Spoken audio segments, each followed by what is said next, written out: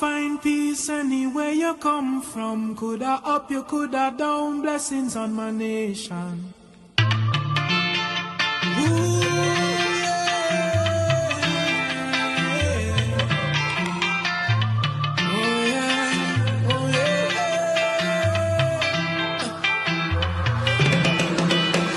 This city can't hold me.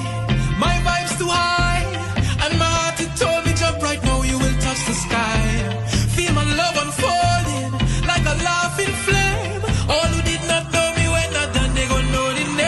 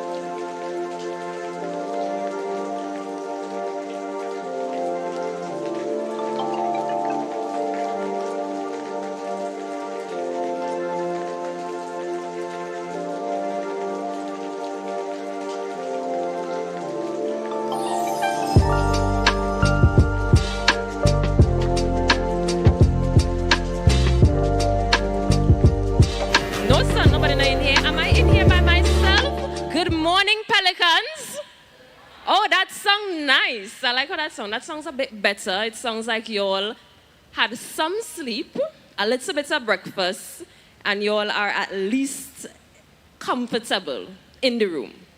If not 100%, just a little bit. Now, yesterday we started your UWiverse experience with an amazing opening ceremony. We had so much entertainment, so much vibes, so much fun inside. And then you got to go outside and explore and get free goodies and win amazing prizes. And can you believe you get to do that today again and more? Can you imagine that? If you won so much yesterday, it'd have even more things for you to win today. Trust me. But before we get in to all the fun that awaits you outside, we want to give you a little more information, a little more skills, and a little more guidance as you get ready to jump into your first year at the University of the West Indies Mona campus. I am Cindy, I'll be your guide this morning. I'm going to take you through as quickly as we can so that we can get into all the festivities and activities that await us this afternoon. Now, bringing us a gentle guide and introduction into what will be a hectic, demanding, and even stressful time in your life as a first-year student, we're going to be graced with the presence of Miss Carla Moore, who's going to be with us throughout the session to help us work on building our mindfulness and wellness skills as we prepare for this academic year. So let's make her feel welcome, introducing Miss Carla Moore, one of our presenters for today. That sounds like a pelican. But yeah. Yeah, they're going to have to work on it. I think they're tired. You know, they're practicing for chance off this afternoon. They're practicing. They want to win. Everybody wants to come first. Everybody's such a proud pelican. They don't have any energy to clap. They're saving it to chant. You know, one skill at a time. So if they're practicing the chanting, they clapping and go work. But Carla, give them some skills now. So at least as they get ready for next week, they will know what to do if they're feeling a bit overwhelmed. You could do that for me? Yes. All right. Thank you. Hi, everybody. Hi to the people who are just joining. Normally, I would give you a heel, but Auntie's ankles are hurting, so we're not going to do that today. Let's check in on your mental health. Everybody can see the screens on either side? Everybody can see the cats? Everybody all the way at the back. Can you see the cats? All right, we're going to check in on your mental health. On a scale of cats, how is your mental health right now? Just ball out. Put up, no, just use your hand there. Go. 5. Oh, 5. Okay. I see 8. 8? Oh, sweetie, you're going through it. They took you through there. Okay. And let's see, some 9s. Anybody feel like 7? As a proud graduate of the University of the West Indies, at the end of your first week of classes, 7 gonna be you. Love you, mean it, but you will survive. 6? Oh, a certified cutie patootie. Okay, another 6. Okay, I love that for you all. All right. Can I have the next scale, please? So scale 1 is how are you feeling today? Can you bring up my next picture for me? The next scale is going to be how do you feel when you think about your first year as a university student? Why you cover your mouth and laugh? 2? Hey, now ramp with me now. 2? Why so much on say small 2? Why so much on say 2, 5? Oh, 5. Oh, 5, that's happy. That's joyful. I'm going to show you me at the end of my first year. 8. And the thing falling on me was my own tears. Yeah, I went through it. But now I'm here, and, you know, I can talk to you about it. All right, so university, and specifically coming to UWI, is like, it was one of the most beautiful experiences for me, but it is also a lot. First of all, I just done high school. What do you mean, I'm there at university? And then the fear of the term, nobody's going to spoon feed you. I'm glad to say they've stopped saying that as much. When you think about taking care of your wellness, a lot of people are like, oh, I need a spa day. I need to go away to a hotel. I need to do something that takes several hours. You don't always have several hours to take care of your mental health, but I mean you can't just dash away your mental health. One of the things that's always accessible to you is your breath. When last you take a deep breath? See, some of you are trying now and failing because you realize that your lungs haven't done this in a while. And it's awkward. Everybody feels awkward. So let's practice taking a deep breath. For those of you who are able to stand, can you stand for me? Yes, please, I know it's terrible. Can you imagine sheer force if you stand up? What a wicked woman. Mr. Wickedness can't done. All right. We're going to practice taking a deep breath, and also we're going to practice breathing out the crosses. So if there are any crosses that you have, I want you to bring them to mind so you can breathe them out. I'm going to walk you through how you're going to take the deep breath. Start, I want you to ground your feet as much as possible. Stand with your feet flat. Right? I want you to bring your shoulders down and away from your ears. This communicates to your body that you are relaxed. Sometimes the shoulder them itch up here, so I want you to move them down deliberately. Right? You're going to breathe in through your nose and out through your mouth. And when you breathe out, you're going to sigh. Now, you'll feel awkward the first time you do it because why am I making so much noise while I'm breathing? That's okay. Be awkward. It helps. So we're going to do a trial run. In through your nose. Out with a sigh. Given the number of you here, beloveds, the sigh should have been louder than that. So we're going to try again. In through your nose. Out with a sigh. Okay. One more. In through your nose. Out with a sigh. Okay, now the crosses that is plaguing you, I want you to bring it to mind. Breathe in through your nose. Breathe out the stress. One more time. Breathe in through your nose. That one person you're already not getting along with. Out with a sigh. Okay. Breathe in through your nose. The anxiety that plague you every now and again. Out with a sigh. Okay, you have two left. Make it count. Breathe in through your nose. The fact say you just really not know if you're going to figure out that's something because what is this? Out with a sigh. And this is the last one. Make it a big one. This is a universal stress relief. Guys, I'm looking for big noise on this one. In through your nose. Out with a sigh. For some of y'all, that turned into a yawn. That's fine. All right, you can sit down. Thank you very much for participating. All right. You're going into a pretty intense day and a pretty intense period, and it helps if you have an intention. How many of you have a clear intention for what you want to? Like the people that were ready. If you don't have one, there's no shame, right? It helps if you have an intention. And when you set an intention, it helps if you say it as a clear sentence like it's happening. So maybe you're not great at making friends and you're worried that you're coming into this space and you don't know a lot of people. The intention would be, it's easy for me to make friends. I will make friends. People connect to me easily. Maybe you're looking at this and you're like, actually, I don't know if I'll be able to figure this out, system. I intend to figure this out. Actually, an affirmation, I'm good at figuring things out. I want you to think about 3 things that you intend to happen here. One of them could be I intend to have fun. And that's okay for that to be an intention at your university experience. It doesn't all have to be, I will get A's and I will be on the honor roll and I will graduate with connections that will put me a job. It's okay to have fun. Because let me tell you something, your knees, these are the youngest knees you're gonna have. So make use of them. Go out, dance, do all of the something where you want to do. The belly flatness where you have now, where you feel like it not flat, it flat. Because you see 10 years down the road, it'll go less flat. Enjoy the body that you have now. Have fun while you can have it now. So set an intention. If you find that things start to feel overwhelming for you, it's okay for you to take 3 minutes and go and do this with yourself. So, your right hand, put it under your left armpit for me. Yes, under the armpit. Up in there, thank you. And then the right hand, put it over, the left hand, put it on the right shoulder. Hold up yourself. Now, give yourself a little squeeze. Like you really mean it. Okay.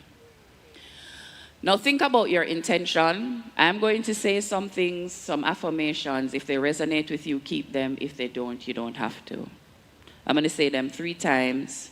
I want you to just keep hugging yourself, and you can rock If you feel safe to do so, you can also close your eyes. I deserve to be here.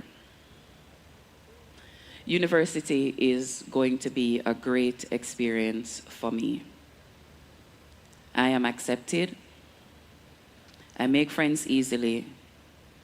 And anything that comes, I can figure it out because I always have support. I deserve to be here. University is going to be a great experience for me. I am accepted. I make friends easily.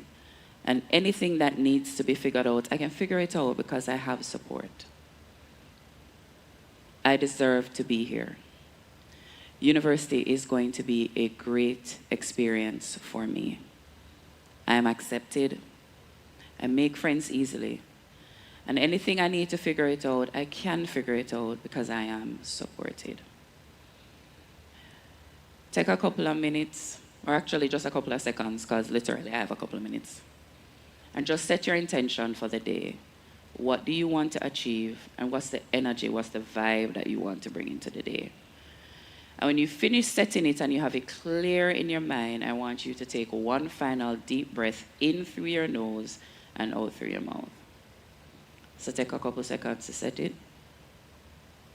Think about the day that you want to have. Release the things that are telling you it won't happen or why it won't happen. That's just negative self-talk. Put something else there. You have a clear intention for the day. Now let's do one last deep breath together. In through your nose. Out through your mouth. I want you to release your arms and shake them out. Shake them out. Get energy moving. Now, I literally only have 5 minutes up here to start, but hopefully you don't hate me because I do come back again. Thank you very much for your time and have a great day.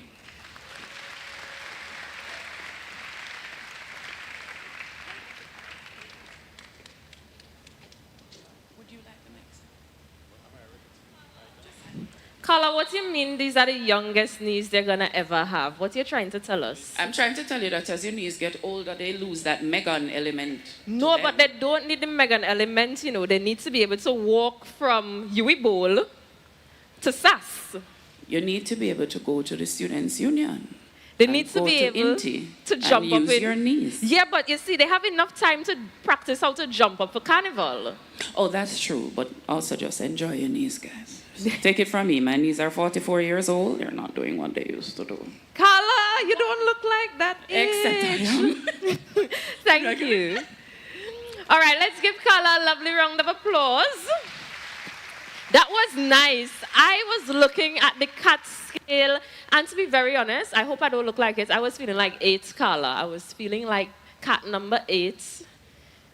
It's not the hair. It's not the hair. It's not the hair. And just in case you were thinking, it is not the hair. I'm just feeling like that internally, and I'm trying not to look like how I feel. That's why I'm smiling. We're supposed to smile it away. So we started with some breath work. We're supposed to inhale and exhale across this. Ha!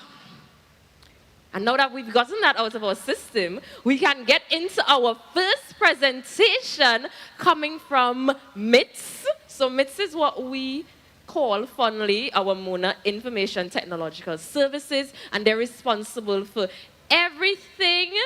So Mona Connect, MITS, your email, MITS, even things that MITS not responsible for, once it's tech related, MITS.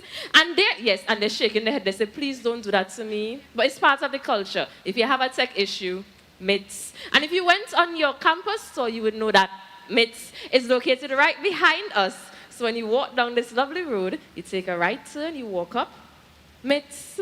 So it is my pleasure to introduce you to Jada and Nyasha, who will be introducing you to one of our newest apps, MonaGo.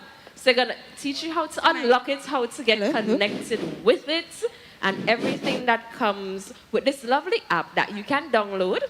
You can go to App Store. It's available for iPhones and Androids. Yes, Miles? You can get it too. All the Apple users in the front row, you can ensure you have enough storage. If you need to delete some pictures and videos from yesterday, you should start doing that now so that you can make some space in. But let's make them feel welcome because they are student interns in the MITS office and they were able to support the development and launch. So at Mona, we have a lot of brilliant talent and these are just some of the ways that they're contributing to making our space a great place to live and learn. Let's make them feel welcome.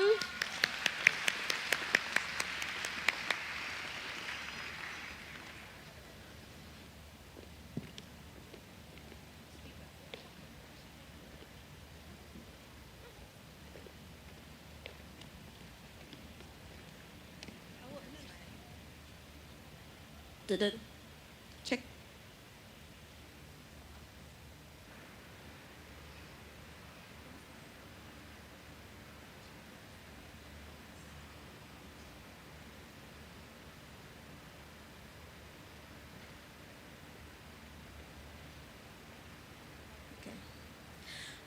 I'm so happy that we're finally Pelicans, girl. First day of school, yay! Yeah, girl, and I see we look good. Hashtag Mona, yeah! Oh my God. Wait, it's 9:25. My class is at 9:30, and I don't know what class it is. I didn't screenshot it off, so So, shoot. girl, why not check SAS? You're right. I'm gonna do that right now. All right. You have their own Wi-Fi, period. Mona Yeah, Connect. Mona Connect, Yeah. one Mona Connect. Okay. But it's so, oh my God. Come on, load.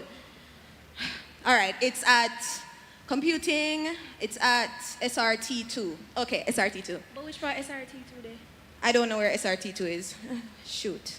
All right. Oh, so one Security guard. there. All right. Asleep in my sleep? I sleep in my sleep. Sir? Yeah, well, Hi, good morning. morning. Do you by chance know where SRT2 is? SRT2, true that. Wait, SRT2? Yeah. Oh, yeah, man, so I go down the hallway, yeah, take a left, then I take a right, then I take your second left, and then I go see this pretty tree with some beautiful yellow flowers. But them the flowers, they only bloom exam time, so you not see them now. But then you still go straight once you see that tree. Then when you see Dave shop, the class they on the right.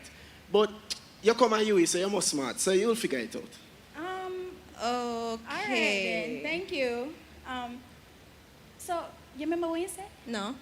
I have to go figure it out at this point. Well- But what am I gonna do? I guess I could just go and have to search. Well, I can't help you. I got a library. I hope your teacher like people were late. Later. Whatever. Hi, good morning. Hi, morning, how are you? I'm fine. I'm here to use the library services. ID, please. Oh, I'm gonna have my ID. What's your ID number? 620 6205. 6205. That's not a complete ID number. Try again. 6205. No, ID numbers have 9 digits. That's just 4. So I'm sorry, I can't let you in the library. You should at least know your ID number. Well, I guess me just come back next time. Thank you. You're welcome.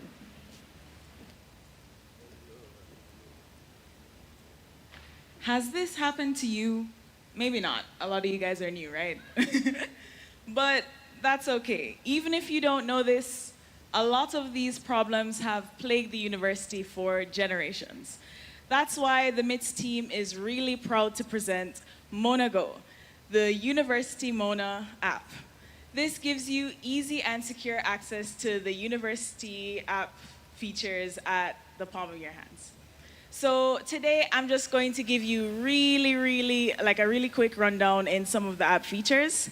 And then I'm going to encourage you to download the app today and look out for future features later on in the school year. So first, let's talk about the core of MonaGo. MonaGo is available on both Android and iOS devices. Android, I think, is version 14 plus. So 14 plus and you're good. And then it is also accessible using your available university information. So you can log in with your regular ID and your password. if you update your ID and password elsewhere, it will be brought over straight into the app, so you'll be fine. It also includes notifications and alerts. So we strongly, strongly encourage you to enable notifications because you will get emergency notifs through the app. So if anything is happening on campus, so a fire, an earthquake, a hurricane that for some reason you don't know about until last minute, the app will inform you right away. For other notifications like exams that you're trying to ignore for some reason or classes that you don't feel like going to, maybe you can skip those notifs if you want to. It also includes a university directory. So that means that anything on campus that you want to know more about, so let's say your faculty or a building on campus, you can find its contact information right there in the app. Otherwise, it includes your student details, so your ID, your course information, even your lecture information is all right there in the app. As you may have seen in the skit, we usually have an issue with losing our ID. So we are proud to present that the app gives you a digital version of your ID. Anywhere that you might need your identification, you can use the app in place of that, which is awesome. It also has a scannable way to verify that that ID is real and exists. And then the last feature that I want to tell you about is the location feature. So if you're lost on campus, open Mona Go. It will tell you where to go. If you don't know the difference between SLT 1, 2, and 3, you can find that information in the app. Use that university directory. Just search for the location that you can't find, and it will open Google Maps or whatever other map app that you use, and it will help to direct you to your location. These locations are updated whenever there's a change, so you'll always have the most up-to-date information. Thank you so much for listening, and if there's a feature that I didn't mention but you'd want to see in the app, don't worry. We are constantly building and adding fun new things to the app. Thank you so much for listening, and that's it from Mints. All right. I think before you go. Also, I'm Nasha. Yeah, this is Nasha, and then I'm we Nasha. had Jada. Jada, could you wave for us, please? Hi, Nasha. Hi, Jada. So remember, we're in a giving mood. So I think, Nasha, the first 3 people who could download Mona Go right now, a prize. Hello, hey. If you're in the Gill, you can't win. If you are wearing a Gill red shirt, you should have the app. In hands, I'm saying, color, you don't count. You and I are graduate students. Hello. We just have 1 class to go. Where are the people? Get here. All right, we have 3 lovely. Let me see. You ain't signing, you don't have your ID. No, you're going to have your ID. Open it. Let me make sure you could open. Oh, there's more than 3. Well, we love it. Hello. Oh, yeah, this is it. She actually the app. Right. Oh, sorry. More than a friend. We will find prizes for everyone. Just please go stateside so I can get your names and contacts. We have our first set of students who have downloaded the Mona Go app. Listen to me, people. You do not know the trouble you have just been spared trying to find SLT 1, 2, 3, 4, and 5. You have saved yourself 15 minutes of walking minimum. They have just really made your entire experience 100 times better. Let's give it up for Mitz. Now, yesterday, we heard from the lovely Savannah Matthews about the free money available for you. You all remember that? Scholarships upon scholarships, bursaries upon bursaries, grants upon grants. But we want you to know how to actually pay the money that the university requires you to do so that you can be financially cleared and able to access all of these services. So coming to us, we have the ever lovely Miss Kimberly Henry, And she's going to take you through the magical world of UE Money Matters, ensuring that you know how to make your payments. Ladies and gentlemen, Miss Kimberly Henry, let's make her feel welcome. Another proud Pelican gracing the stage.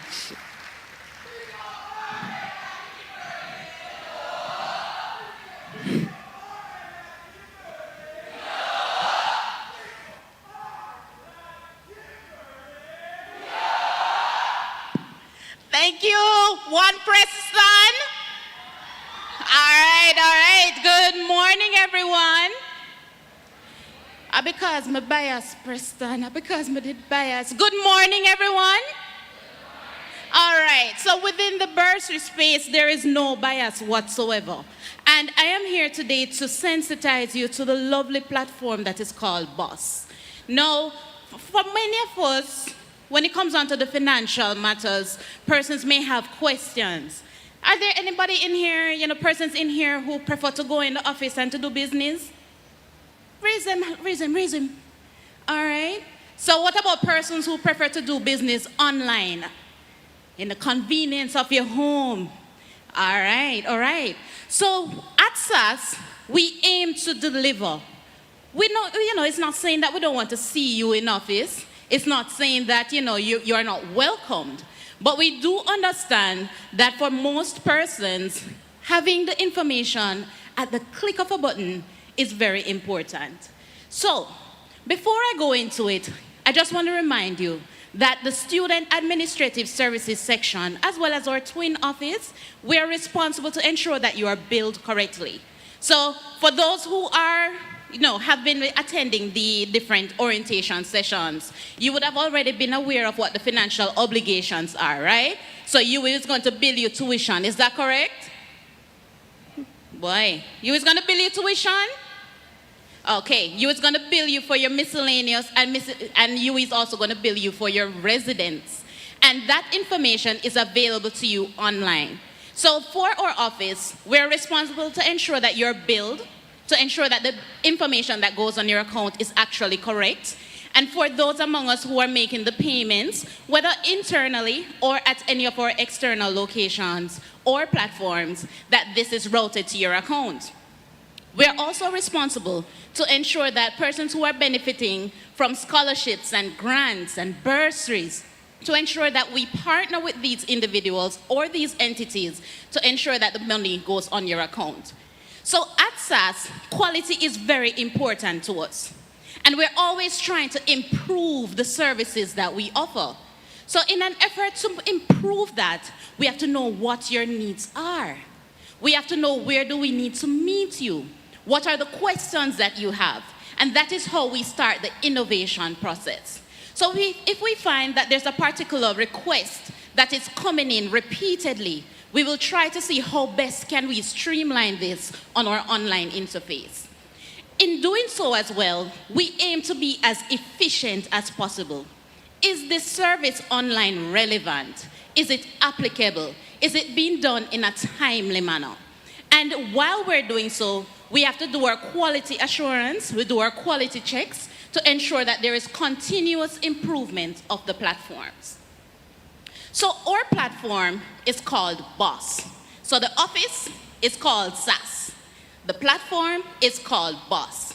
And BOSS is basically the bridge that gives you access to your financial accounts. The bridge that you can access certain services from SAS online. So BOSS stands for Bursary Online Student System. So from BOSS, you can get certain access to, for example, your installment plan. Persons want to apply for installment plans. Persons want to get the tuition letter, the official documents from the institution to say what your fees are, because we're going to get those scholarships, right? Right. So you need the official documentation in order to proceed. And remember, I spoke on efficiency. So all of these services that are available online, once you submit the application, you get an email to say, hey, this is your e-receipt number. We have received your request. And once it is actioned, you get another email to say, hey, your request was approved. it was denied. Maybe for some reason it's not relevant for what your needs are, or whatever it is. Maybe it's a duplicate. We may decline the request. All right? So what we said, the online platform for SAS is called, I don't like how no sound. All right. So SAS is, exactly. SAS is boss. Exactly. SAS is the boss. All right? SAS is the boss. Yes. So there may be persons within the audience who may also have these questions in mind. Where do I get a tuition letter? Where do I get something that they call an invoice? Right? Where do I see my balance? I made the payment, but did you receive it? How do I check my financial history? How do I check my transactions? If I'm sending somebody to do business on my behalf, SAS is telling me that I need to go to BOSS and put on a proxy authorization. What is a proxy authorization? Why do I need to do that? Right? So these are some of the questions that we have received over the years that has triggered our ability to meet you on the online platform. And that is basically what BOSS does. So to access BOSS, all right, so the video isn't playing. But to access BOSS, what you simply do is that from any search engine, you type in UE, online systems, and you click on the first link, and under the section that is for students, you just sign in. So essentially, when you click on students, under students, you'll be taken to a website that looks like this. And you simply click on the login button, and you'll be guided to sign in. The same credentials that you use for your online student administration system, as well as VLE, it is the same credentials that you would use for BOSS. So once you sign in, the first page, the home page, will basically show you your request history. So any request that you had submitted online, whether it is for a tuition letter, installment plan, remember the e-receipt numbers that I mentioned? Right. All of those will be listed on the home page. But in the sidebar, there are other features for SAS. You can click to see your unofficial statement of accounts. You can click to submit a survey. So if you'd like to survey, give your feedback on a service that you have received, whether it is good or bad, we welcome your input because that is how we improve, all right? And you can also see options, for example, payment methods, payment options, giving your suggestions, and the long list of forms. So if you click on the forms option, you'll be taken to the list of all the services that are currently available online through BOSS. So for the tuition letter, the installment plan, just to name a few, all of them are listed here. But if you go to the history, if you go to the list, and you see a red box beside the form that you wish to use, then that means either it is closed for the semester, you can't submit a request for that using that particular feature, or you have not met the requirements to use that form. But we've made it even better for you. If you click on any one of these forms, you'll be taken to the description as to what that form is for. So you can read through the information just to ensure that the details that are outlined there, that is actually the service that you want. If it is for the installment plan, for example, and you got that little red bar to say you have not met the requirements, or to say that it is closed, if it is a matter of requirements, you can peruse the information, see which one of the boxes you have not yet checked. Cool? So, as new students, some of the frequently asked questions or services that we see you submit would be for the tuition letter, because we're now in the application stage where persons are trying to sort out their finances and they need their documents to submit to the respective donors.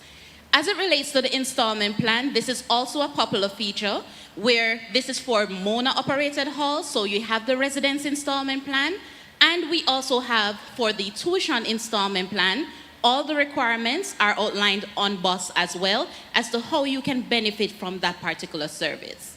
Another popular one is the allocations. So persons from time and time again may either overpay on one of their accounts. So as a student here at the institution, you have two main accounts. You have a housing and you have a tuition account. Now, if it is a case that you have a credit balance, in other words, you have extra money, excess, there was overpayment at some point on either one of your accounts, you can use the allocation request to say, hey, SAS, send over a portion of this over to my tuition account. Or you can say, hey, SAS, send this over to my residence account.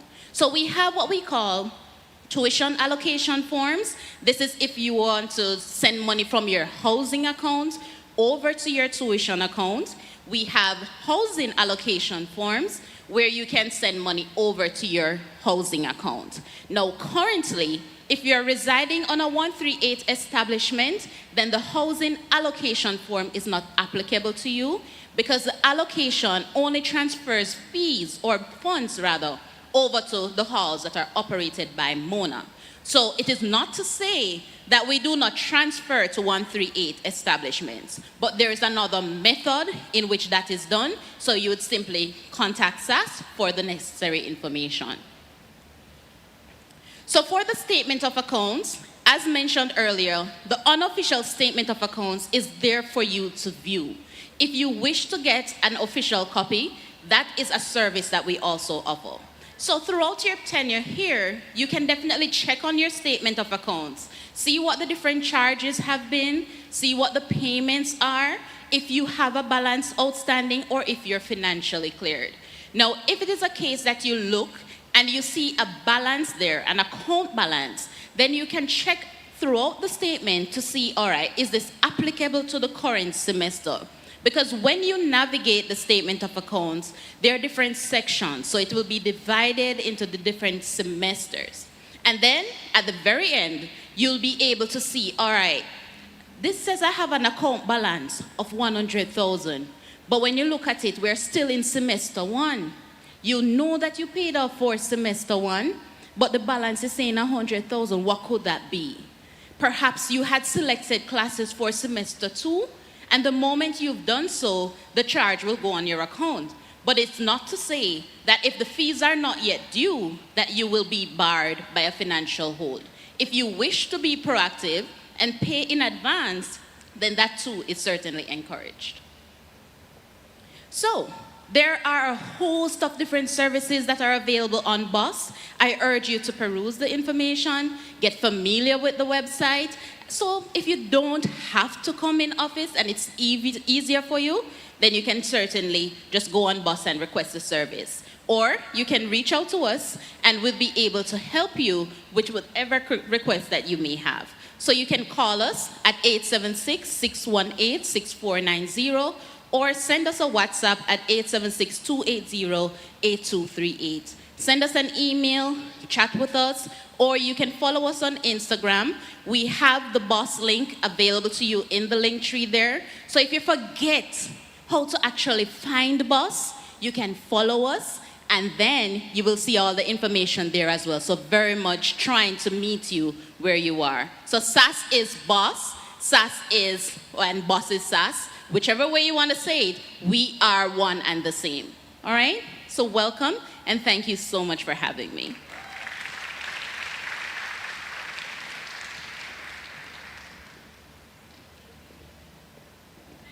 Ooh, Kimberly, I feel like I'm in the audience. I'm learning some things too. I might have to use BUS myself. You say if there's a red sign, if there's a red label next to the application, is it open or closed? They said open, Kimberly. I don't think they was listening. Somebody just said me that it's open. Is it open or closed if there's something red next to it? Close. All right, somebody was paying attention. Yeah, you did a good job. You did a good job. So now that we know what free money is available, and we know what we have to do when we need to use the money to pay our tuition or housing, let's shift course a bit. There's a special office on this campus. I mean, all our offices are special, you know. But you see this one helps you take that degree that you have, and it answers some questions about what can I do with it. It tells you, is this the best way or path I can take to get to that end goal, whether it be a job or a career. And especially with everything that's changing, we want to know whether or not the degrees that we have can be used in the ways that we're seeing technology requiring. So let's make Dr. Anne-Marie Williams, Student Services and Development Manager for the Office of Placement and Career Services, feel welcomed as she gets you future ready. Hello, future ready. You're not ready for your futures? Future ready. And shares with you how you can make the most of your experience here at UWI. Testing. Okay, so age has caught up with me.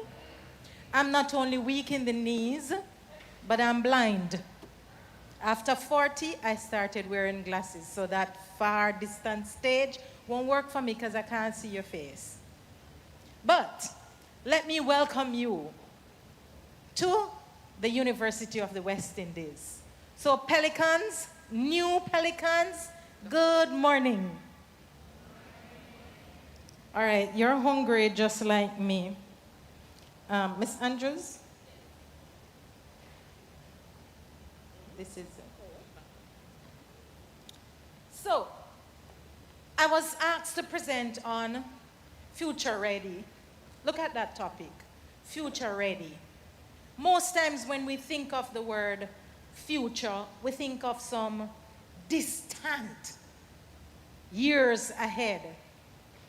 But when we look at Future Ready and AI innovation and emerging opportunities, you will agree with me that the future is now. Right? It is now. Let me see the hands of those of you who used an AI tool this week. Just raise your hand. Only a few of you? I think some of you are lying. Okay, let me see the hands now of the few who used it. Did you use it for something you could have done on your own?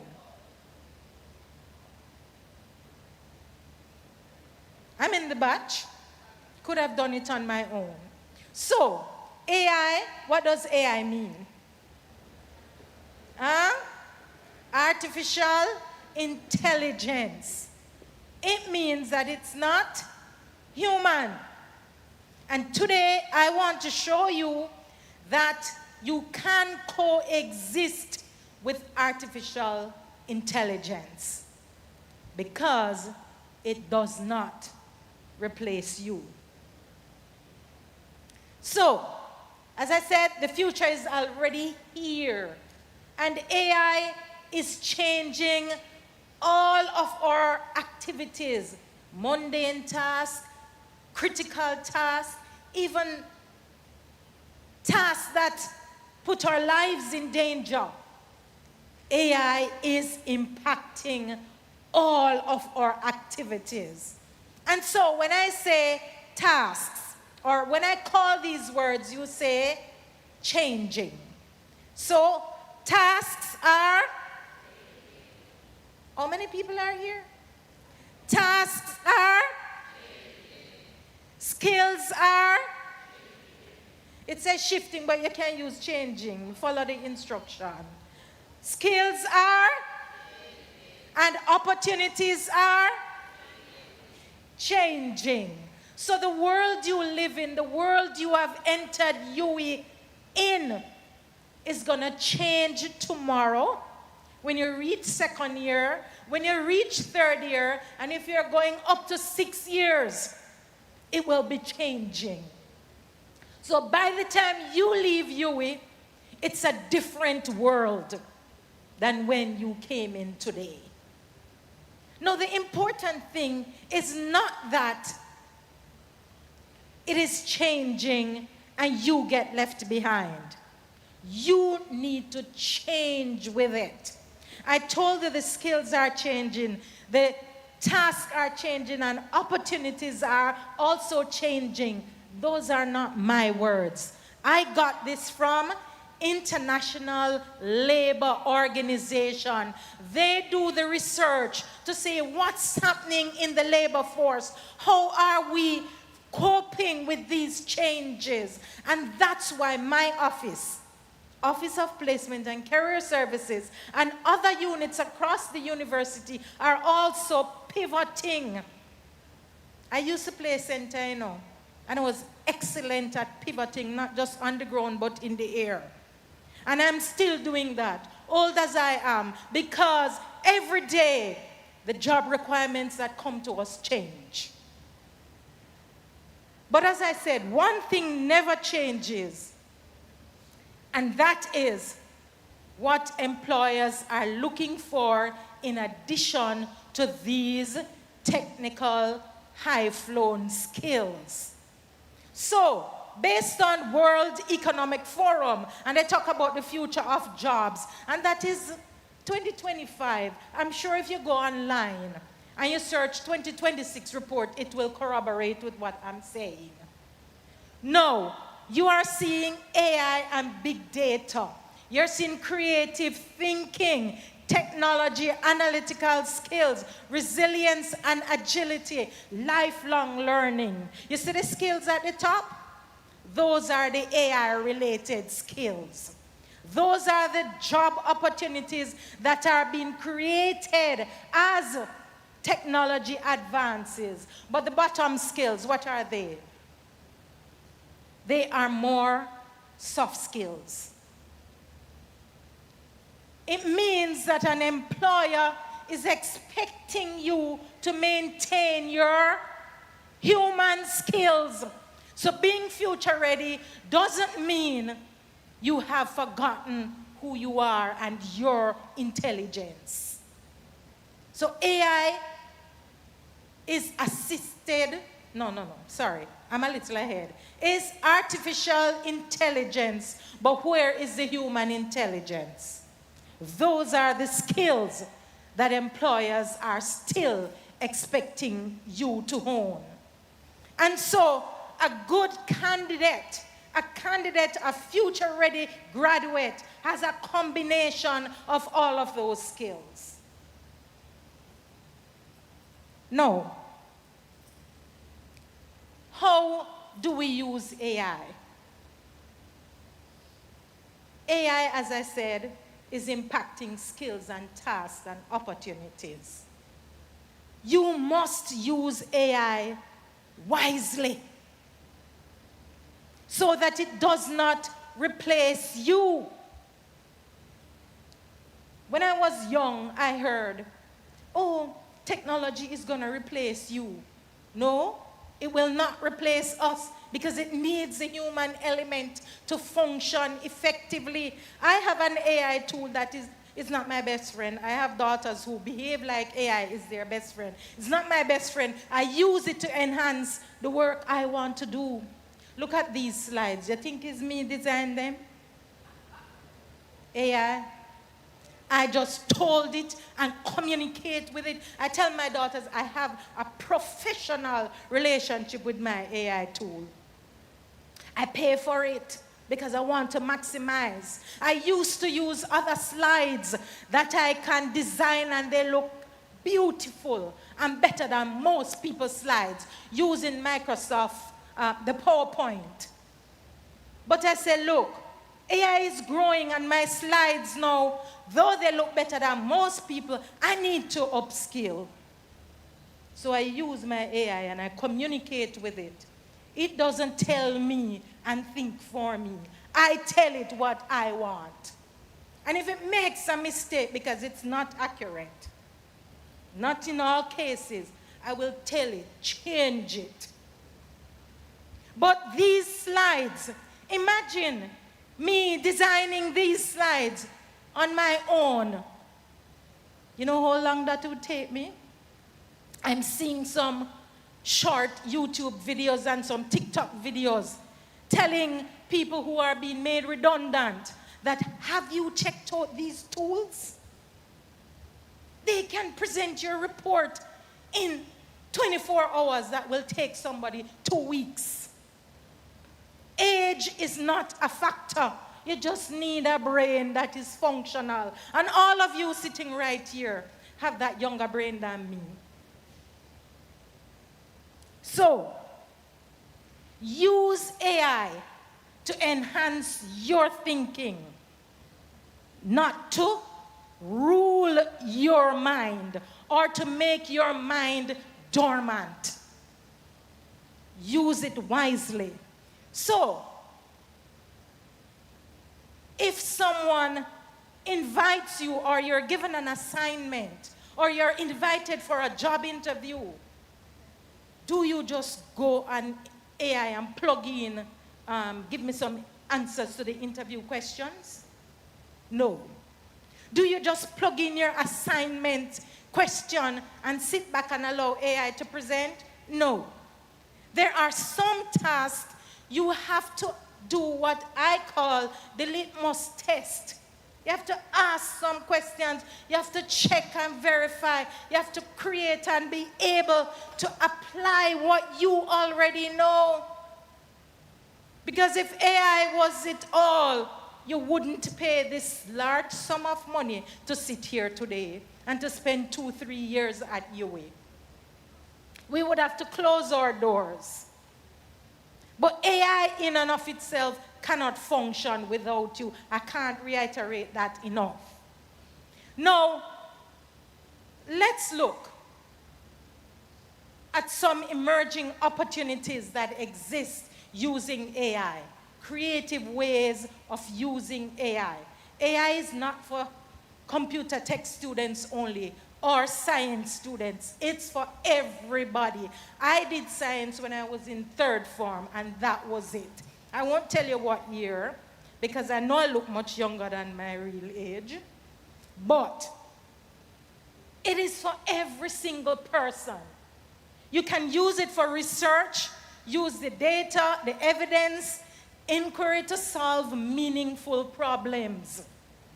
You can use it for entrepreneurship ideas.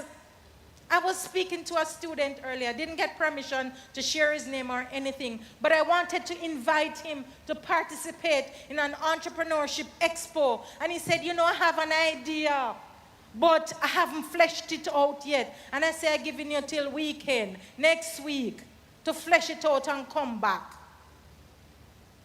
He can use AI to help him flesh out his ideas, to explore and to compare with competitors, because that information is accessible through those AI tools. You can have digital careers, social impact. You can use AI to solve some social problems that exist. So they say, work smart, not hard. I'm still promoting hard work because you have to manage AI. You have to check the credibility of the information it provides you, so that when you graduate with your degree, you didn't get an AI degree, or AI didn't get the degree, and then you turn fool out there. So, AI helps you across many disciplines to do much better work.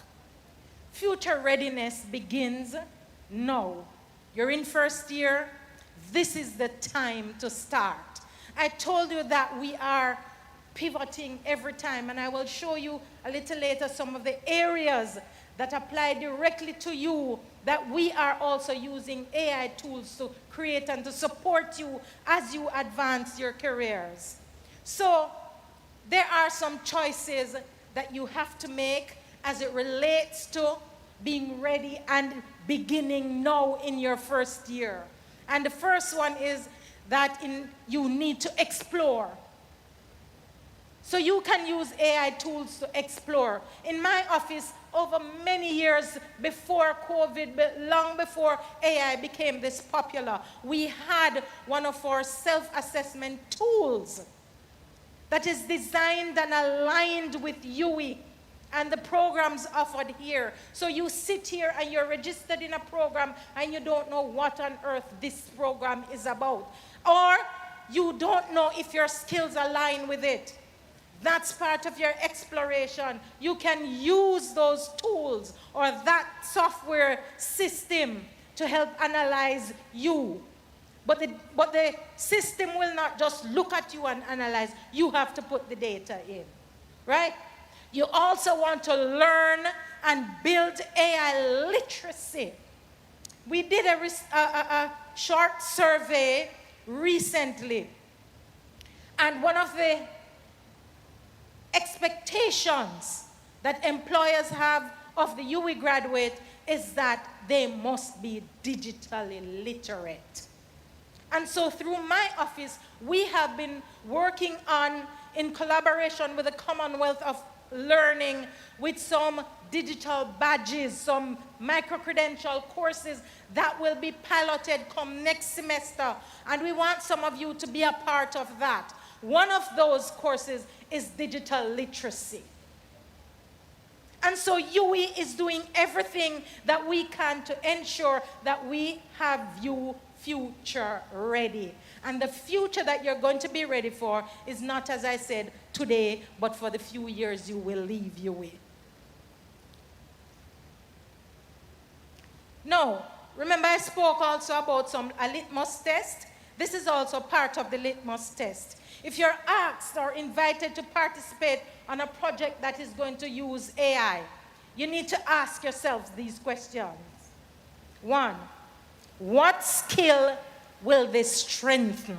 Or will it help me to develop a new skill? Some skill that will help me to advance my goals.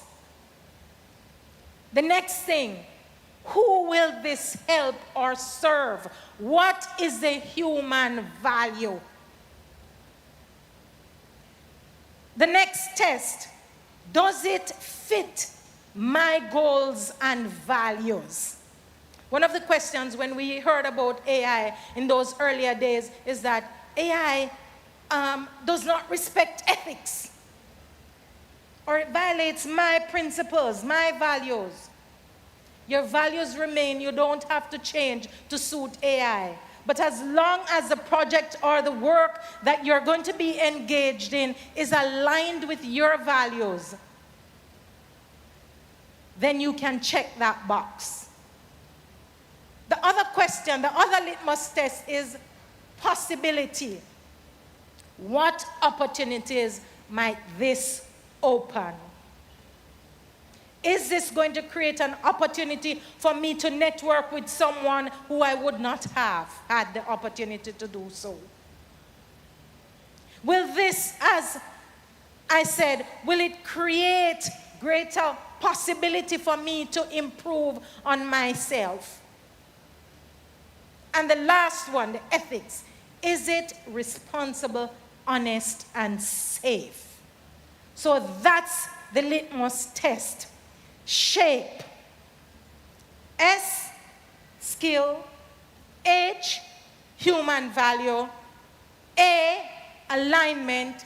P, possibility. And E, ethics. If you check all those boxes, go ahead with your project. Be very careful, especially, I am particularly passionate about E. Remember whose work you may cite in your assignments. Remember the impact of your work on others. Is it going to make someone's life better? Or am I going to injure someone indirectly or directly? So put the shape test to the test. The Office of Placement and Career Services, as I said, can help you build your advantage, working with the AI tools that are available, as well as other means to engage you with not just industry professionals, but network across the globe. So in first year, It's the awareness aspect. I spoke to you about SIGI assessment. We also assist first-year students in their career exploration. What can I do with this major? But not just what can I do with this major, but what problem am I solving with this degree or with the knowledge I have? Because I'm going to burst your bubble a little. I'm a realist. I don't pretend, and I don't make people have false hope. The degree you read for in your bachelor's degree is just a stepping stone. It's a learning platform. It amounts to little or nothing in some cases. I will say that, but I qualify. Some employers, some recruiters, or if you want to establish your own business, because entrepreneurship is also an aspect of how you use AI. Those recruiters, unless it's a specialized skill, all they want is a first degree. So you're in humanities and education, and you don't know what to do with that writing degree. Placement and Career Services can show you what to do with it. Some employers want a certain GPA, but let me tell you this as well. At the end of graduation, and my office conducts a tracer study, I see lawyers in education. I see teachers in lawyers' office. I see the people who do creative work in classrooms. I see the skills being spread right across industries. Because meaningful work, impactful work, does not necessarily ask for a specific degree. And if you are focused on doing a given degree, as I said, visit our office. We will show you how to align that degree, those skills that you would be developing in these degrees, to make it into a meaningful, productive, profit-making career path. So one of the things we do for first-year students is to guide you on how you select the courses. If you need support, academic support unit is there to help you with your study skills and understanding how you study. We are here to help figure out your strengths, your weaknesses, and what you are to do with those skills. And the parents who are here, I don't care who you are, but stop pushing your children into areas that you want to do. Don't live your lives vicariously through your child or ward. Allow them to be themselves and allow them to choose their preferences and also what their abilities, their aptitude and their capabilities are aligned with. We have seen many students go in extra stressful situation, admitted in hospitals, unable to sit examinations because they are doing your degree. Allow them to be themselves. I wouldn't feel good if I didn't say it because I see some parents around. We're here for you in second year where you are doing a lot more application, getting experience through Shadow Me. We also have a partnership with Global Mentorship Initiative where you get specialized international mentors who will guide you through your career path. Sign up for those things. And at year 3, advancement, where we host our job fairs and all of those to create networking opportunities for students, not just to seek jobs, but to showcase their skills, their business ideas, and all of those things. So how do you find us? I struggled with AI to get a close enough image because I didn't take a picture of my office, but it looks almost like that. Connect with us. You have Mona Go, so you must find us. We are located behind the bookshop, and NCB, right beside Sleek Radio. So you see that side part around there, that's grad studies. Go into the blue section, come upstairs, and that's us. We are here to serve you. And I have not shared everything I needed to share. All I need to tell you is that the University of the West Indies is aware that AI is taking over the world, but we don't want it to take over your minds and your thought processes. And so partner with all the units across the campus to ensure that you hold dominance in this world that is changing. And so, your future begins with your choices that you make today. Be curious, be ethical, adaptable, and bold. I don't know which of those words apply to you most. My office runs a group of students, club-like, peer career advisors. And most of these students who enter that program and provide support for us, they have never in their lives gotten up in front of a small, large group, sometimes not even their classmates, to make a presentation. I don't know if that's you. But whatever your situation, whatever your experience, choose one or all of those words. And let that drive your journey as you navigate life through the University of the West Indies. Do not only prepare for the future, but prepare to help shape it. Because AI didn't just come out of here, poof. Someone created those tools. And that someone who can create a better tool is you. Yeah, you. And you over there. So you may be living in Preston, you may be living in Irving, you may be a commuter. I don't care where you are. UE students are brilliant. You have a seat that someone didn't get. Use the capacity of your brain. Combine it with AI tools. And advance not just your personal goals, but the world and its goals. Thank you very much, and I look forward to seeing you.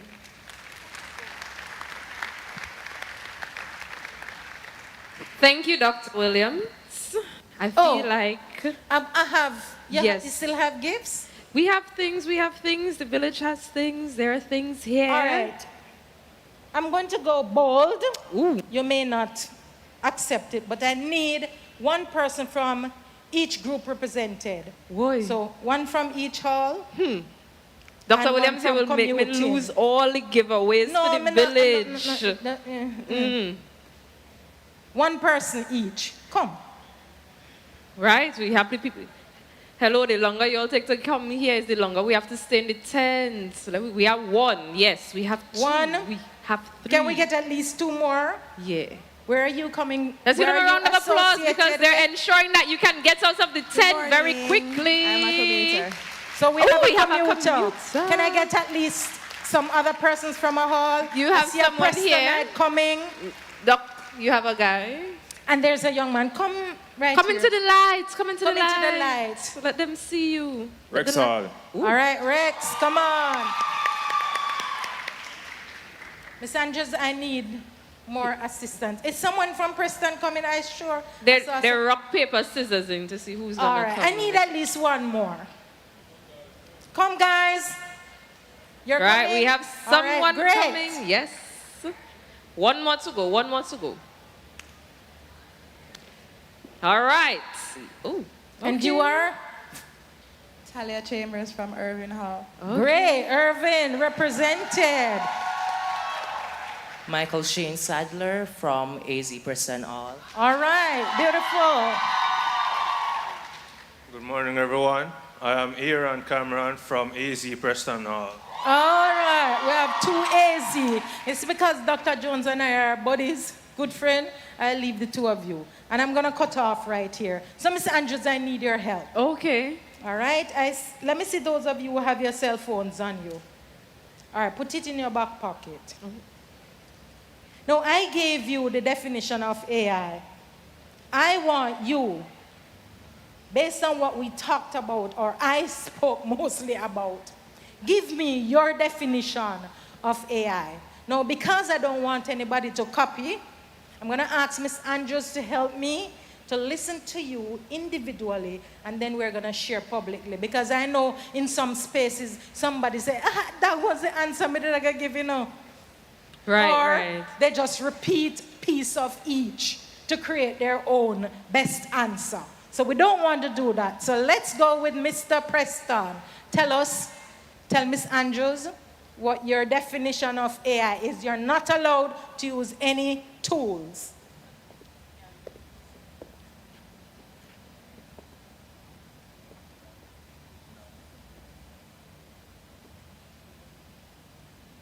So all you need is an acronym, A and I, and it can't be artificial or intelligence.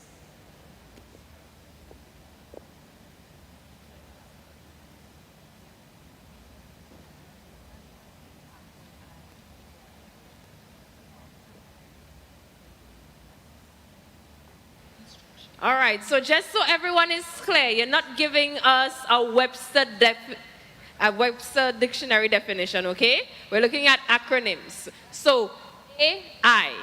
Is AI a polygonal? So, AI, those are the only two words, right? No definitions. Are you ready? So, you're giving them an acronym. So, you're going to tell us, as opposed to being a representation for artificial intelligence, what can name AI would you give it? represent? Yes. Everyone is clear on that? He gave his. Oh, I didn't hear it, you know. I was thinking about a polygonal. That's mine, a polygonal. Mic off so you all can hear in the crowd as yet. Good one. Come next.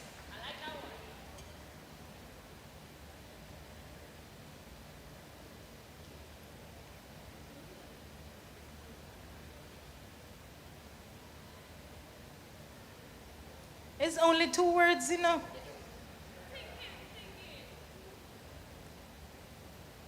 All right, let's move. Do you have an answer? Next.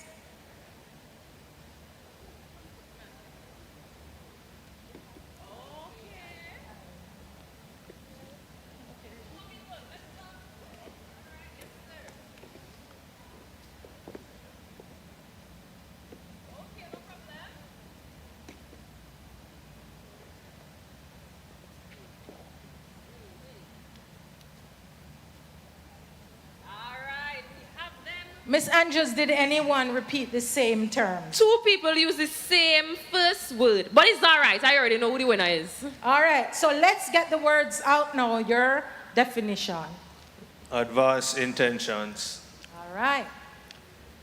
Assistance infographics. Applied information. Alternative information. Assisted imagination. All right, so you're going to vote. So is this the winner? Advanced intentions. It's only Preston voting for you. Is this the winner? Assistance infographics. Applied information. Alternative information. Assisted imagination. Can I vote?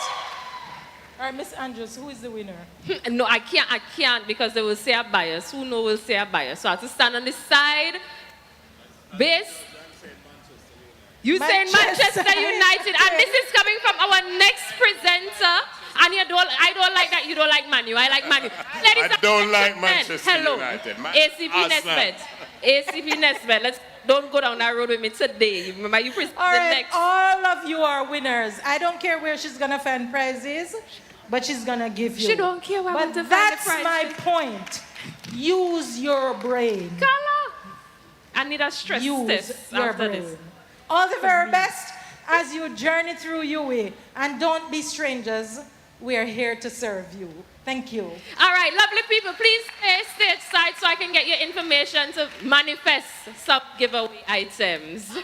That's Dr. Williams to find it.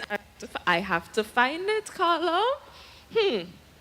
All right, so that was a nice little activity to ensure that we're still thinking creatively, I guess.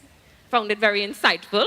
Now that we know how to get ready for our future, we just have 3 more people to hear from, and they're going to be so amazing, you're not even going to feel like you're sitting down. I feel so.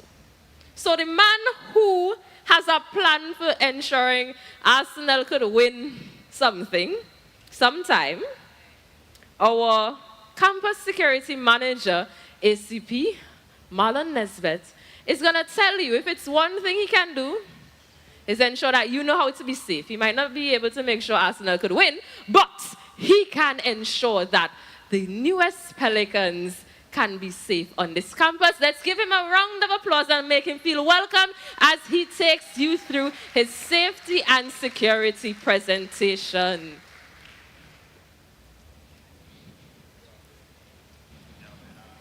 Dr. Williams, did you return the clicker? We got it. Stateside. Good morning, good morning, good morning. Special morning to our chaplains. Pelicans morning. Please don't go asleep on me now because what we have to discuss is very important for you. Your safety is paramount. So we'll be going through just some aspects of what you should do, what you shouldn't be doing, what you should be looking out for, and some basic information as to how you reach us and get across to us when you have the need. Hopefully you don't. I want to say before I start into anything that we are coming off a year of 25-26, that school year, of tremendous achievements in terms of downward trajectory in incidents and crime on campus. A 48% reduction. So we have been doing very well. And we intend to do even better with our restructuring exercise we are currently embarking on, which will see our team as a campus police increase by over 100% in numbers. So we'll be here to cover the University of the West Indies and to provide for your well-being. But before I go into it, we are in the season of giving, it seems. So I too want to give away something from my office. I'm just going to ask a very simple question. When was the University of the West Indies founded? First hand I'm seeing right here, this young lady. Please stand up and tell us. Come use the mic, please. The point is you cannot be coming to an institution you don't know the history of it and other information around it. Good morning. October 1948. Panthers! Panthers!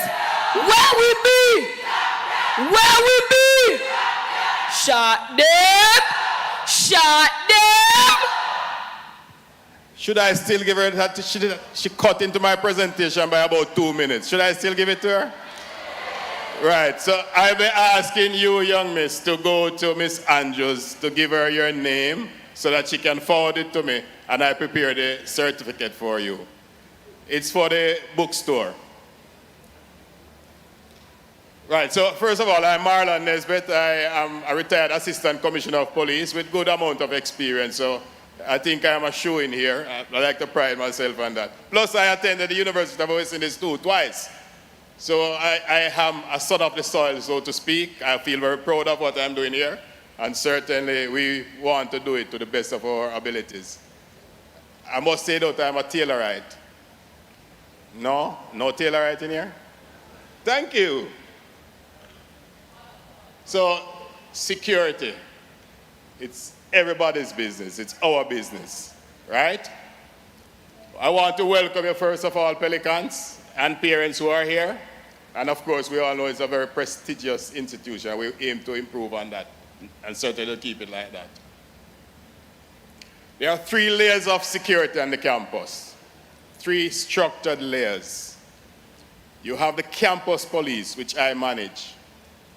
And you see them about because we have more numbers now, so you'll be seeing them significantly more about. But this is the entity that you call first in any situation to address them.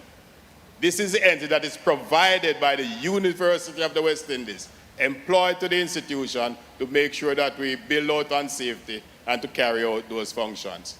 We oversee, well, I do, the other components to include the JCF, and we have a Mona police station just down the bottom here from the tent. And of course, we have other teams deployed on campus as the JCF doing patrols for us. But we also have the contracted private security, and presently it is King Alarm. You would have seen them across the place as you came in, right at the entrance to the tent, doing a good job. But there's another layer. There's another layer, and it is you. It is you. It is you to the extent that we are in discussions presently with the Guild. They came up with the idea that we want our students to be more material around what security is on campus. So we're in the process of building out a neighborhood watch type program for the campus where students and staff for sure, but mainly the students, you're the ones all about.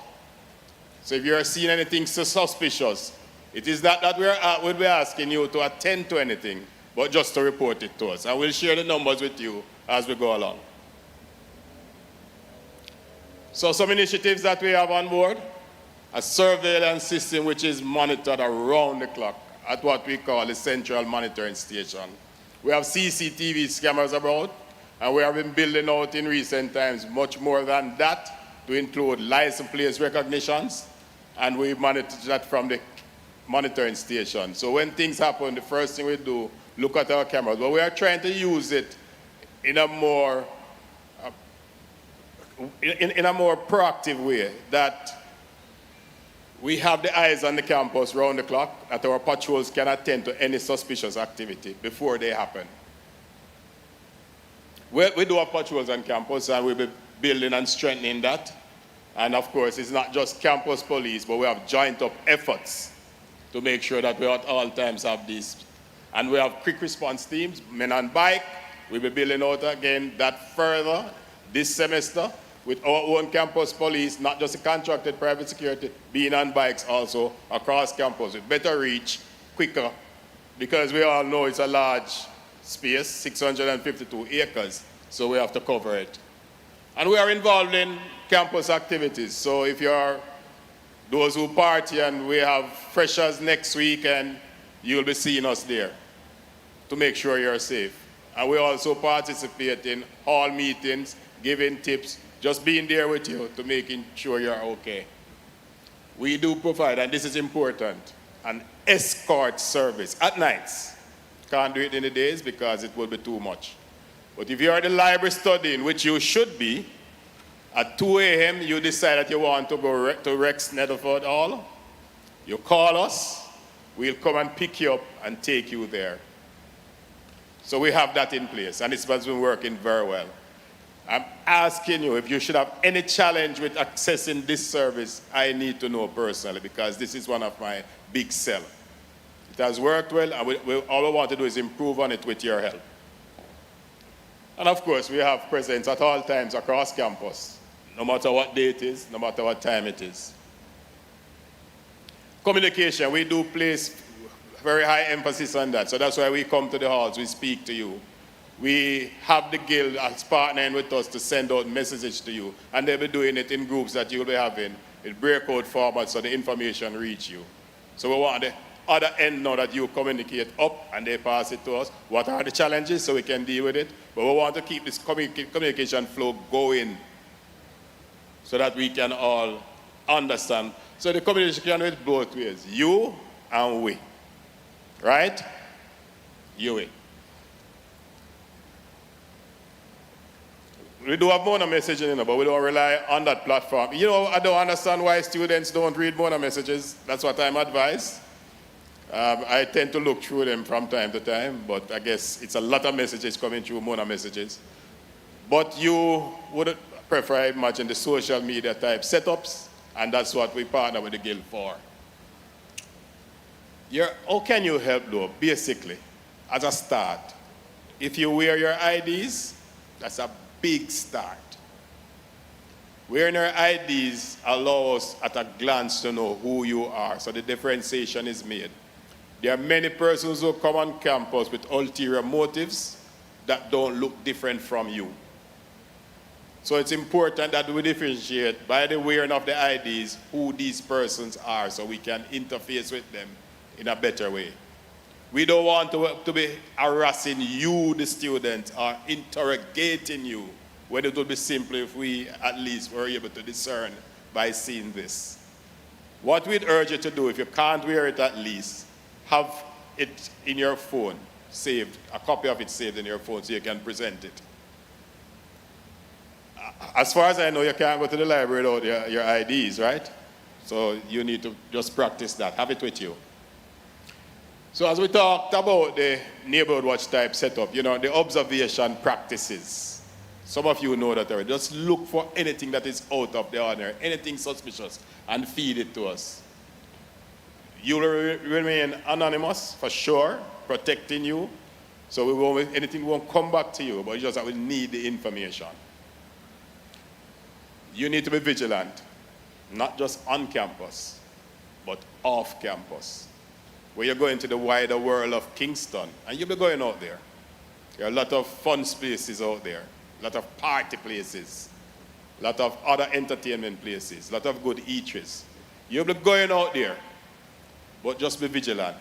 Careful when you embark to those places that you have persons knowing what you'll be doing. The information is fed to a loved one, a friend, or if you can especially go in groups. Rely on your own selves. And if especially you don't know Kingston, pair with somebody who would know where you're going, and especially how to get back. If you go to a club at night, go in groups, have somebody designated as a chaperone type person who won't be imbibing, won't be getting intoxicated, but will be seen to your welfare to make sure everybody gets back safe. I say this to you because in the past school year, I knew a couple of students who were doing that, and it worked very well. When you start to have 1 and 2 and 3 drinks, it gets to you. So they were able to manage that as I suggested, and it worked very well based on some trying circumstances that could have happened, but they were prevented because of that. So I urge you to do that. But importantly, as you structure your pool of friends, know how you build that. Because let's face it, among you will be people who are also devious. It's unfortunate to say that, it's a fact.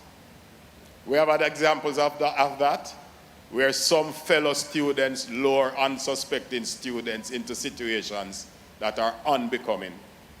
So I ask you to really look at that.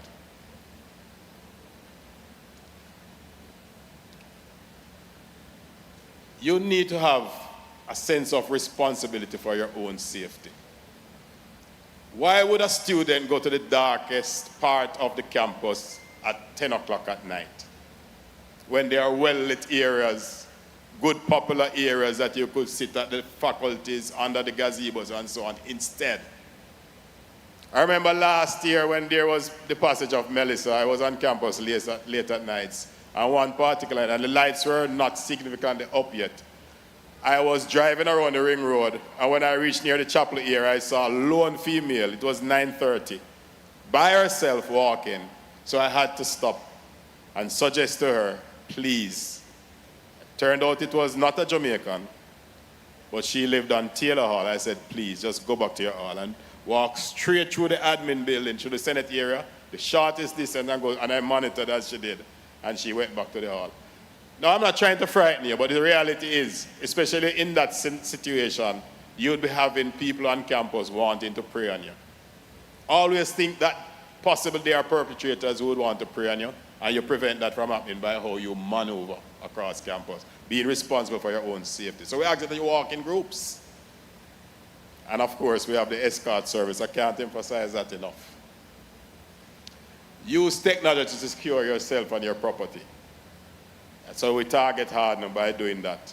So you know, you lock your devices. Don't let people have access to your bank cards. we have had issues with that. Lock your room doors. If you are even going to the bathroom, we have had many reports, we call them simple larcenies. And I spoke earlier of how the incidents have trended down. Those were the only incidents that went up. Simple larcenies, where you just turn your backs and your valuable is missing. So I ask that you secure them. So you would want to leave your laptop. You're under the faculty area studying, and you and your friend walk away, leaving the laptops there. You wouldn't want to do that. And I'll tell you, I had a refreshing experience last semester where students did that. 2 laptops were somewhere in the faculty of law area. Nobody attended to it. And a student came and saw it and called our office, and we went and secured it. When they turned up for it, they were so grateful. But can you imagine if it was somebody else? Yes. I spoke about already the melting pot and how you should be careful of the relationships you form, but let me just say that a little bit more. Relationships. Now this, I'm not talking about just friendship here, I'm talking about that with some level of intimacy. Be careful. You want to have fun, you're youngsters, but be careful. Some mistakes made here can't be erased. I'm sure chaplaincy is here to guide you around that and other persons, but importantly, I need to say it because my officers had a lot of challenges with some of these relationships that we had to hold fires. So we need to be careful with that. People tend to be jealous, and if you're in the same space, careful how you're operating with these things. Vulnerable, our vulnerabilities. You know, we tend to think that the first year students are most vulnerable. You won't be, right? If you are listening to me any at all today, you won't be vulnerable. But invariably it is what it is. First year students tend to be vulnerable. You don't know how to run the road, but you want to run the road. You don't even know if you have a drink. In the United States and other places, you couldn't start drinking at 18. You'd have to be 21. But you can start drinking at 18. But again, if you think you need to, know your limits. Don't make yourselves vulnerable. And protect that drink. You will go into the wider corporate area at certain businesses or clubs, and people will try to spike your drink, as they call it.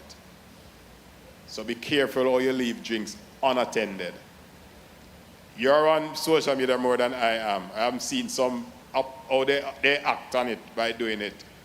You're looking around, and before you know it, your drink is spiked, and they take advantage of you. You don't want that.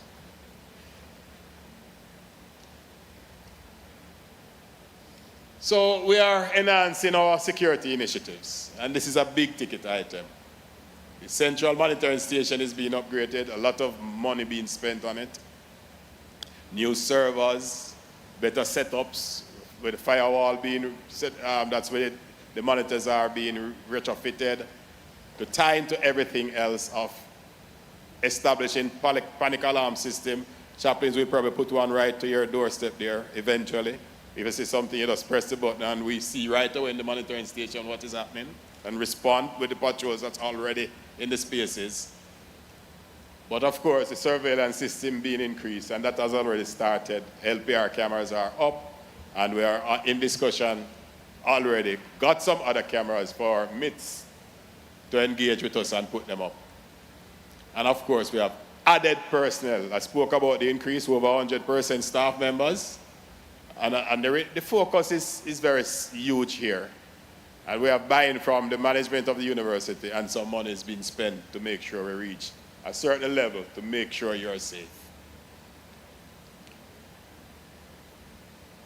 Apart from what I spoke of with the enhanced security, there's a technology I want to mention to you briefly. As far as I'm aware, the team should be at the tent where we are.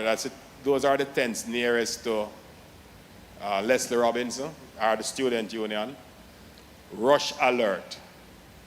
Rush Alert is a system that is paid for not by you, but the university, that you download that app on your phone, And if you have a threatening situation and you activate it, it goes to the persons who you would have selected as your loved ones to let them be aware of what is happening to you. And especially, they have your real-time location at that time. If you are on campus and you activate this app, it is fed directly to the monitoring station, and we can manage it, responding and so on. I think it's a very useful tool. There's not significant take-up. They are revamping it also as we speak. So I think it would be interesting for you to go to the tent that they are, Rush Alert team, and have them explain to you what it's about and how you can take it up. So these are very important. The numbers that you see there, urging you to take them down. Take them down. Right? For the monitoring station, especially the cell number, 5510136. For the patrol, 5510134. Of course, the Mona Police, 8377192. And remember, if you're calling through the emergency line for police emergency, okay, you might be off campus, it's not 911, it's 119.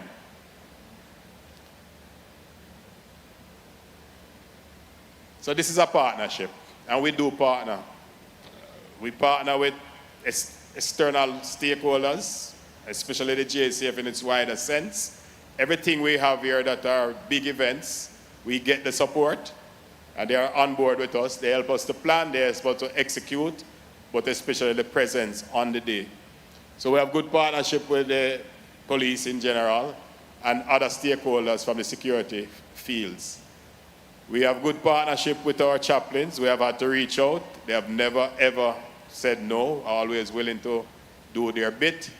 We have good partnership with the all managers. We have good partnership generally on campus, and especially your representative body, the guild. So we'll be working together to make sure you are, in fact, safe. Remember, though, you, our constituents, are our eyes and ears. Parents who are here, we ask that you keep in constant contact with your child or ward. It's very important. We have had many experiences around that, where a monitoring station is called by parents, can't find their child for an extended period of time. In one instant, that child was just burnt out, locked off the phone, went to sleep. So children, I'd ask you too, students, Pelicans, if you know you're going to do that, just send a quick message. Mom and daddy, whomever it is, I'm just going to lock off for a while. I need to. But, you know, your parents get real frantic, especially the overseas parents, I can tell you. So we have to try to breach doors, get doors unlocked, just to find students. And I tell you, some of you to do other things because you're off campus and you don't want anybody to know. So just be responsible, please. Any security issue you have, let us know. We'll deal with it. All right, so essentially that's it, but I want us to keep in touch. I'll give you my CUG number. You can send me a WhatsApp, share information with me. If there's any challenges you have, our office is at the third floor Assembly Hall building. Third floor Assembly Hall building. We welcome you there. And we'll attend to your matters in a private way, but more importantly, we will seek to get the support you need from whomever, can be student services, whatever it is, to make sure you are okay.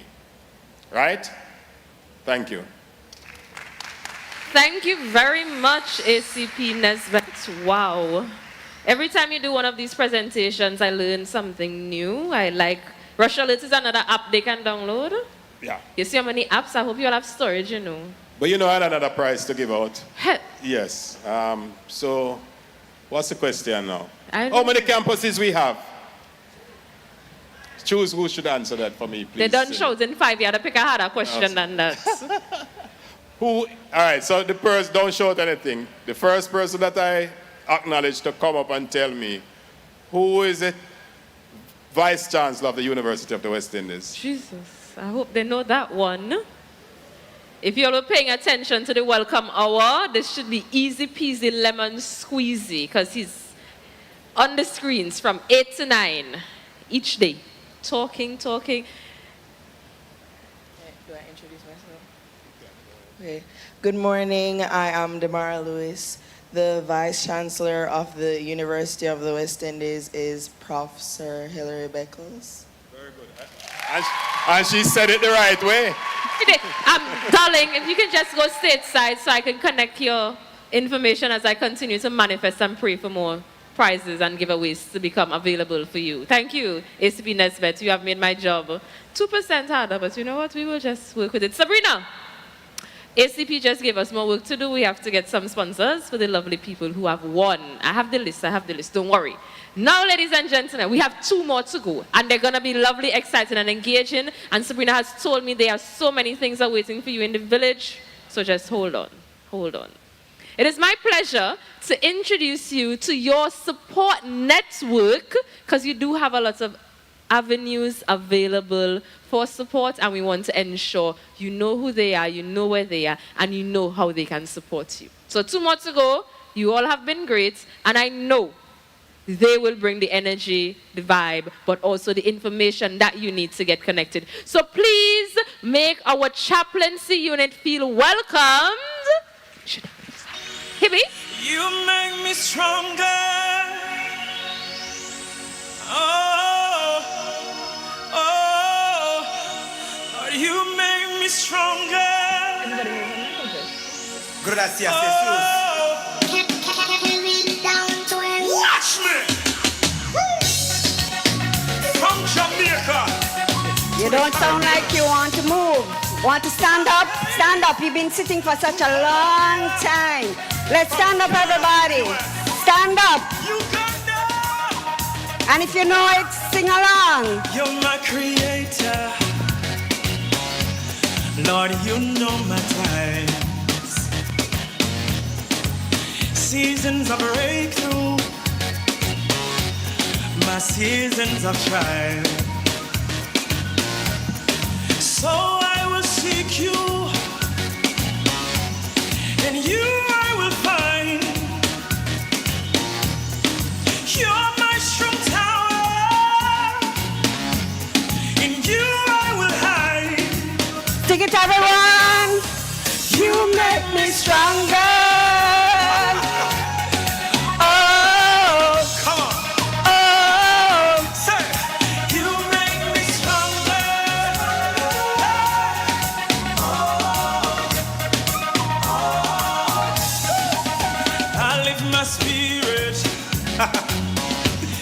Lord, I'll take your hand.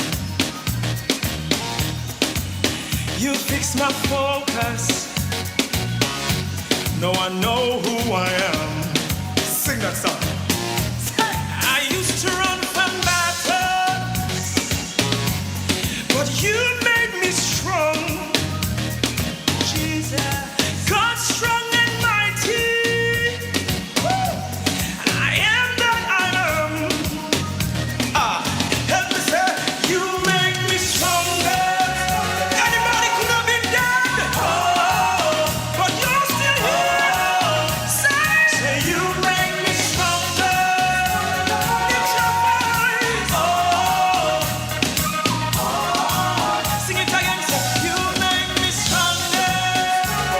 For the things that you've been through, you could have been dead. You could have been walking on the street.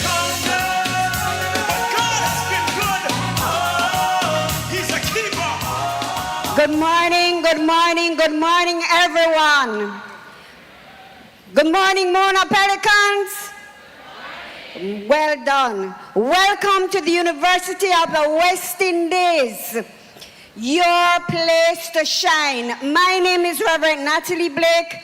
I'm the Anglican chaplain of the university here, and alongside with me are my colleague pastors of the university. We are the chaplains who are here to serve you. And the watchword for this year is wellness. Our focus this year is on your wellness. The thing is, when you are here on this campus, so often you feel as if you are just a name and a number. Is that right? So often you have challenges. To whom should you turn? Well, the university has taken the opportunity to provide you with a team of chaplains to ensure that you are healthy, both physically, mentally, and spiritually. Your chaplains are here to provide you with care and the services that you will need to maintain your spiritual health. So, do you need counseling to deal with personal or family issues? The chaplains can help you with that. Do you need a pickup when life knocks you down? The chaplains can help you with that. When you find the love of your life and you are ready to get married and you need some premarital counseling and someone to officiate your wedding, you guessed it, the chaplains can help you with that. When you face grief or trauma, the chaplains are here to walk with you during those times. When you are grappling with the big questions of life, we are here to assure you, you do not need to make that journey alone. The chaplains are here to walk alongside you. How do we do this? We offer counseling services. We offer church services. And then as well, there are fellowship opportunities provided by every single denomination represented by our chaplaincy team. We also officiate the services of the university. For you, the university has provided an Anglican, Baptist, Methodist, Moravian, Pentecostal, Roman Catholic, Seventh-day Adventist, and United Church chaplain. And of course, on our Western Jamaica campus, we also have a chaplain. The chaplains will now share the service times and opportunities associated with our denominations. As I said before, my name is Reverend Natalie Blake.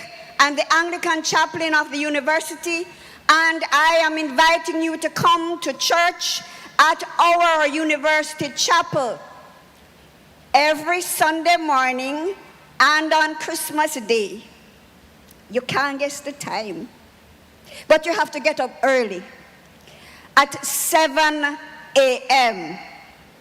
At 7 a.m. every single Sunday and on Christmas Day, there is an Anglican service at our university chapel. We also gather on a Tuesday for fellowship at the chaplain's office. It's called Pizza and Study. I bring the pizza, you bring the discussion. So we are looking forward to discussions on life issues, faith matters, adulting issues, and where does God fit in with all of what you are doing and learning here on the campus. I look forward to welcoming you at the chaplain's tent in Tent City, as well as for Sunday morning service. At what time? 7 a.m. I will now hand over to Reverend Tanisha McFarlane, our Baptist chaplain. Good morning, UE Pelicans. Now, my name is Tanisha McFarlane. I am the Baptist chaplain here on campus. Now, Reverend Blake wants you to get up so very early at 7 a.m. on a Sunday morning. I will give you permission to get up for 9:15 on a third Sunday. So I'll give her all the rest of Sundays at 7, but on 9:15 on a third Sunday, the Baptists meet at the chapel. And don't worry yourself.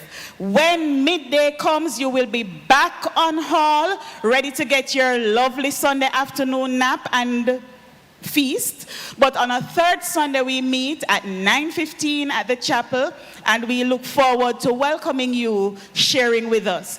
If you are looking for a church home, outside of the third Sunday spaces, the Mona Baptist Church, which is right in Papine Square, also is a part of our community, and we have a pickup service. So meet us over in Tent City, sign up, and we will get you where you need to be.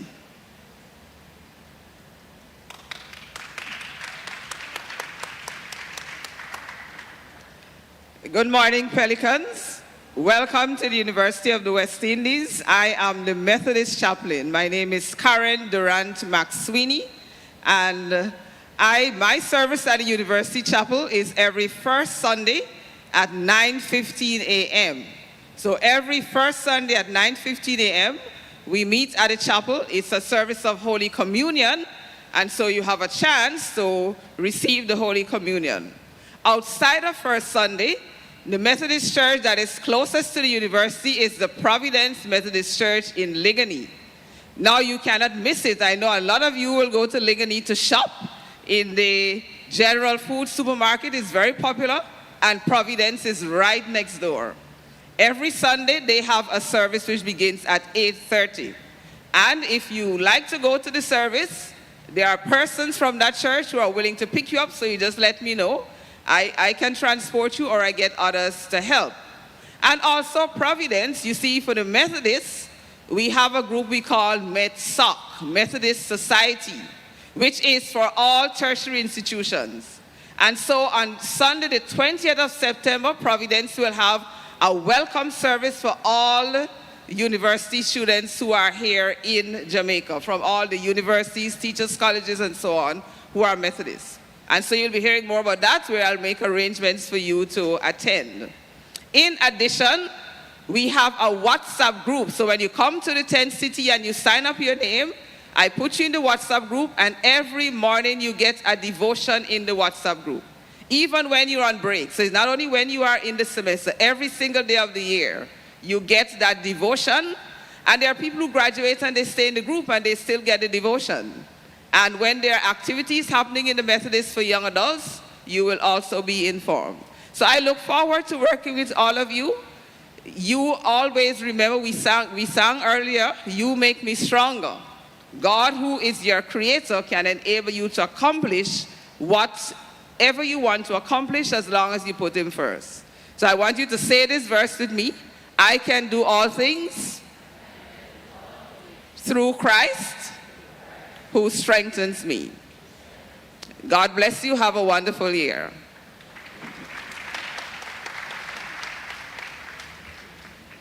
Thank you very much. Good morning, Pelicans. So I am Charmaine Daly, and you might say the Reverend Charmaine Daly, and I serve the Moravian Church in Jamaica and the Cayman Islands. So I am the Moravian chaplain. And some of you say, more who? Because you have never heard of the Moravians.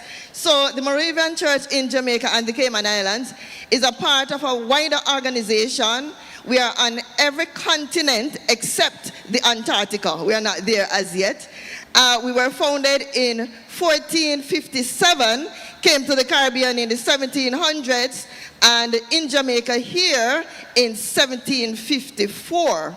So just that's a little background on the Moravian Church in Jamaica and the Cayman Islands. We are here to serve you, as was said by my colleagues, and to serve you in any and every way possible. So we are not only here for Moravians, we are here for all.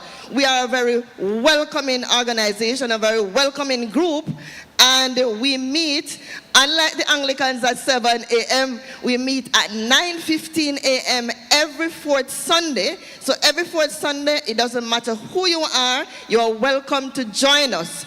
And also to get in touch with us so that we can connect you with our churches here in the corporate area. So when it's not fourth Sunday and you want to be in a congregation, you can be at a Moravian church by your choice. We don't force you, but we would love for you to join us. My brothers and sisters, young friends, I want to welcome all of you to the UE. And as an alumna of this noble institution, I'm happy that you have chosen to be here. And we look forward to working with all of you, as I've said, in every way possible. God bless you, and we welcome you.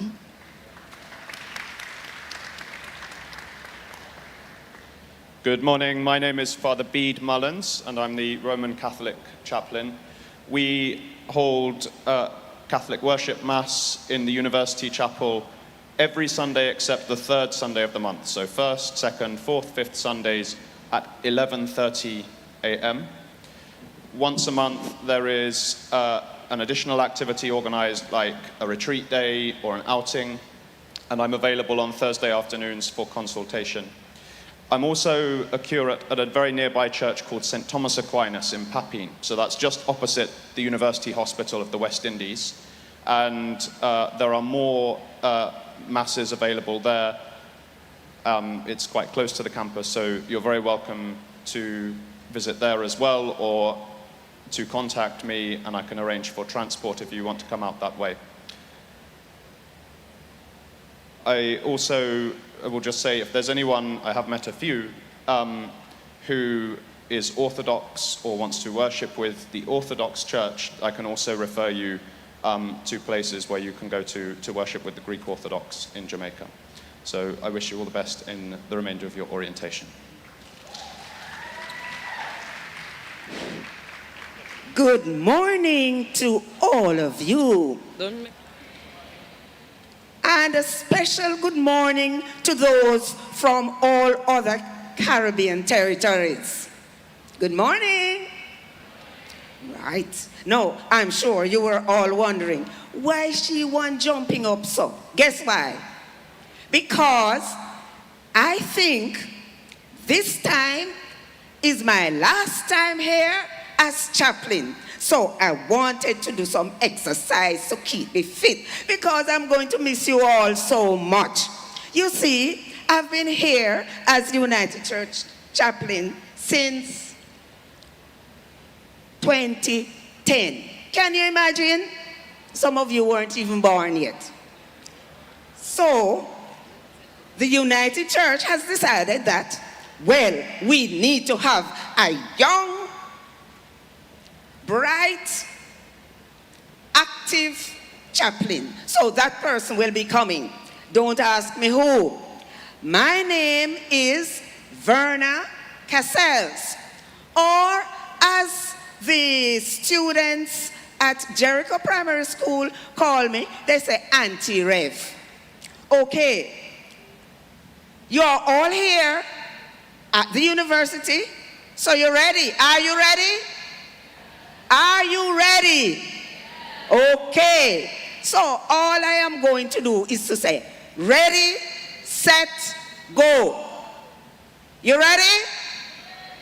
Are you ready? You don't sound ready, man. I want to hear you answer yes. You ready? Yes.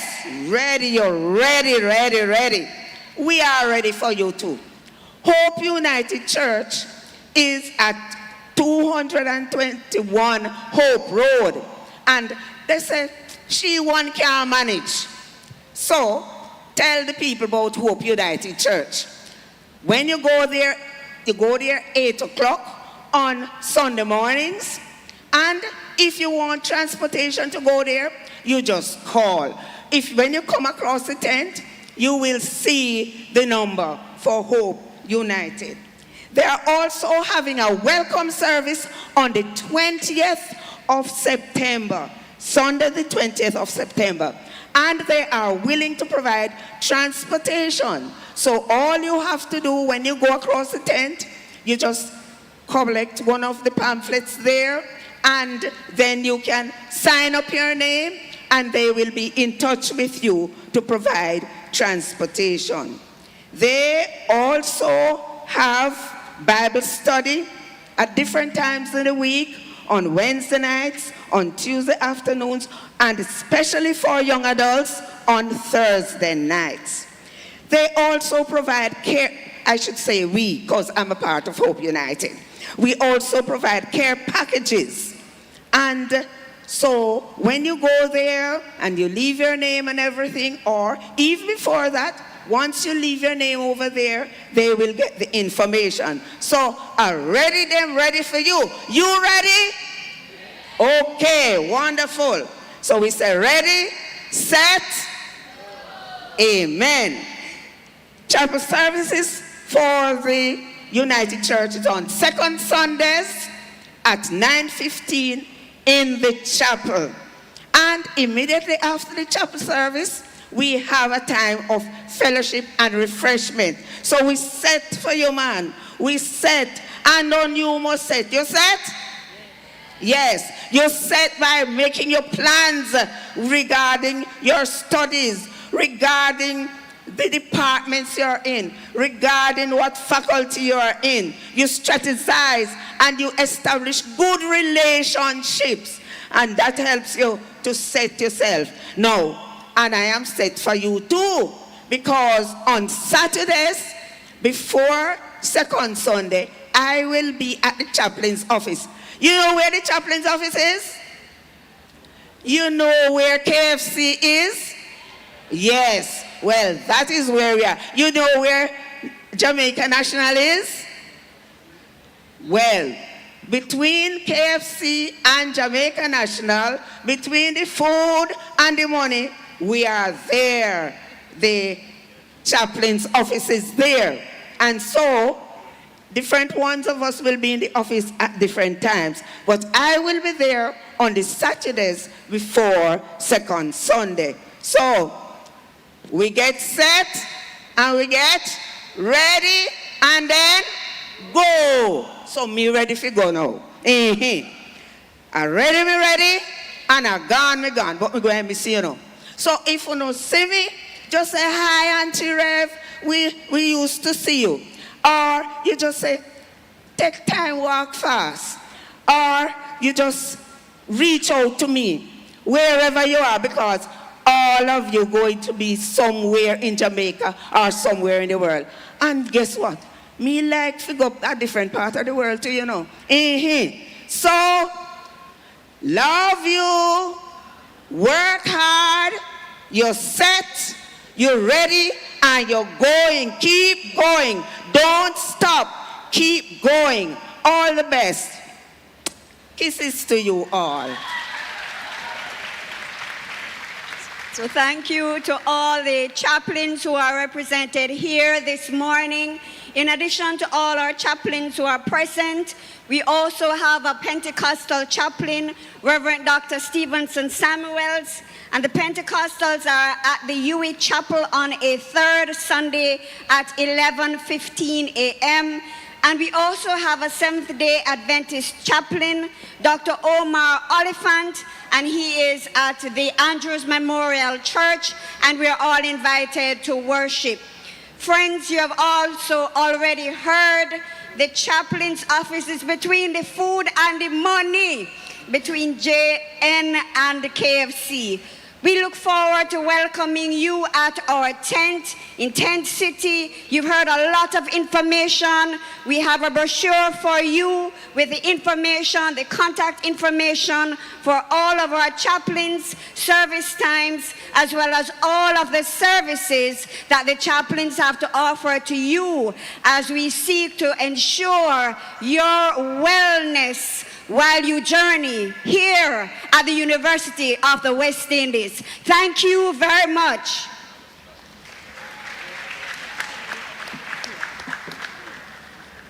No, heavy. Test. Ooh.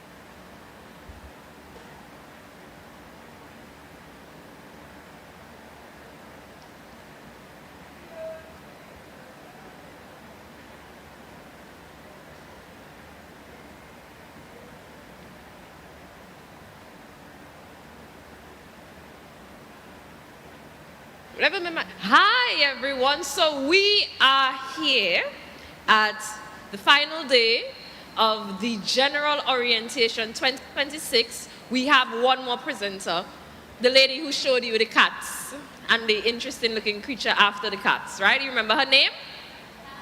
Carla. Oh, you have some fans in the audience already, Carla. Right? So she's going to take us through our final session, and she said she don't even need a lot of time, but she's going to just guide you in terms of, what was the word that the chaplain said they're positioning? Wellness. It's very important that you know how to manage as you go off into everything that awaits you. It's going to be an amazing experience, your entire university journey. It's not going to be the same at any single point, and we want to ensure that you're equipped. So this is our last student success presentation, and Miss Carla Moore, in all her grand valor, is going to take you in to that segment. Carla, you ready for them? And Carla going to dance for you all too, you know? With the knees. Carla, all the mics here are 5. Carla, you cannot blame everything on age. Ready for them?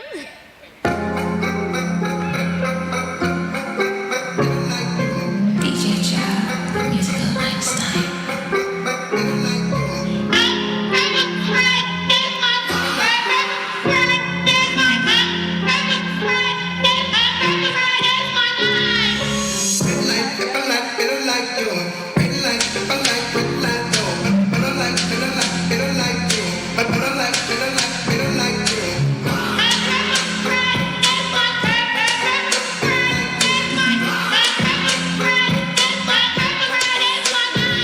Thank you to my sound people. We tried. All right, hi everybody. Well, I'm the last person. I'm going to get this done quickly. My confidence manager is supposed to show me something, but to not show me no confidence. So the last thing that I want to do is to set you up to take care of your wellness while you're here at UWI. Join me in this Menti, please. You can either use the device to scan the QR code or go to menti.com and enter that code, 49479895. Let me know if you're able to get there.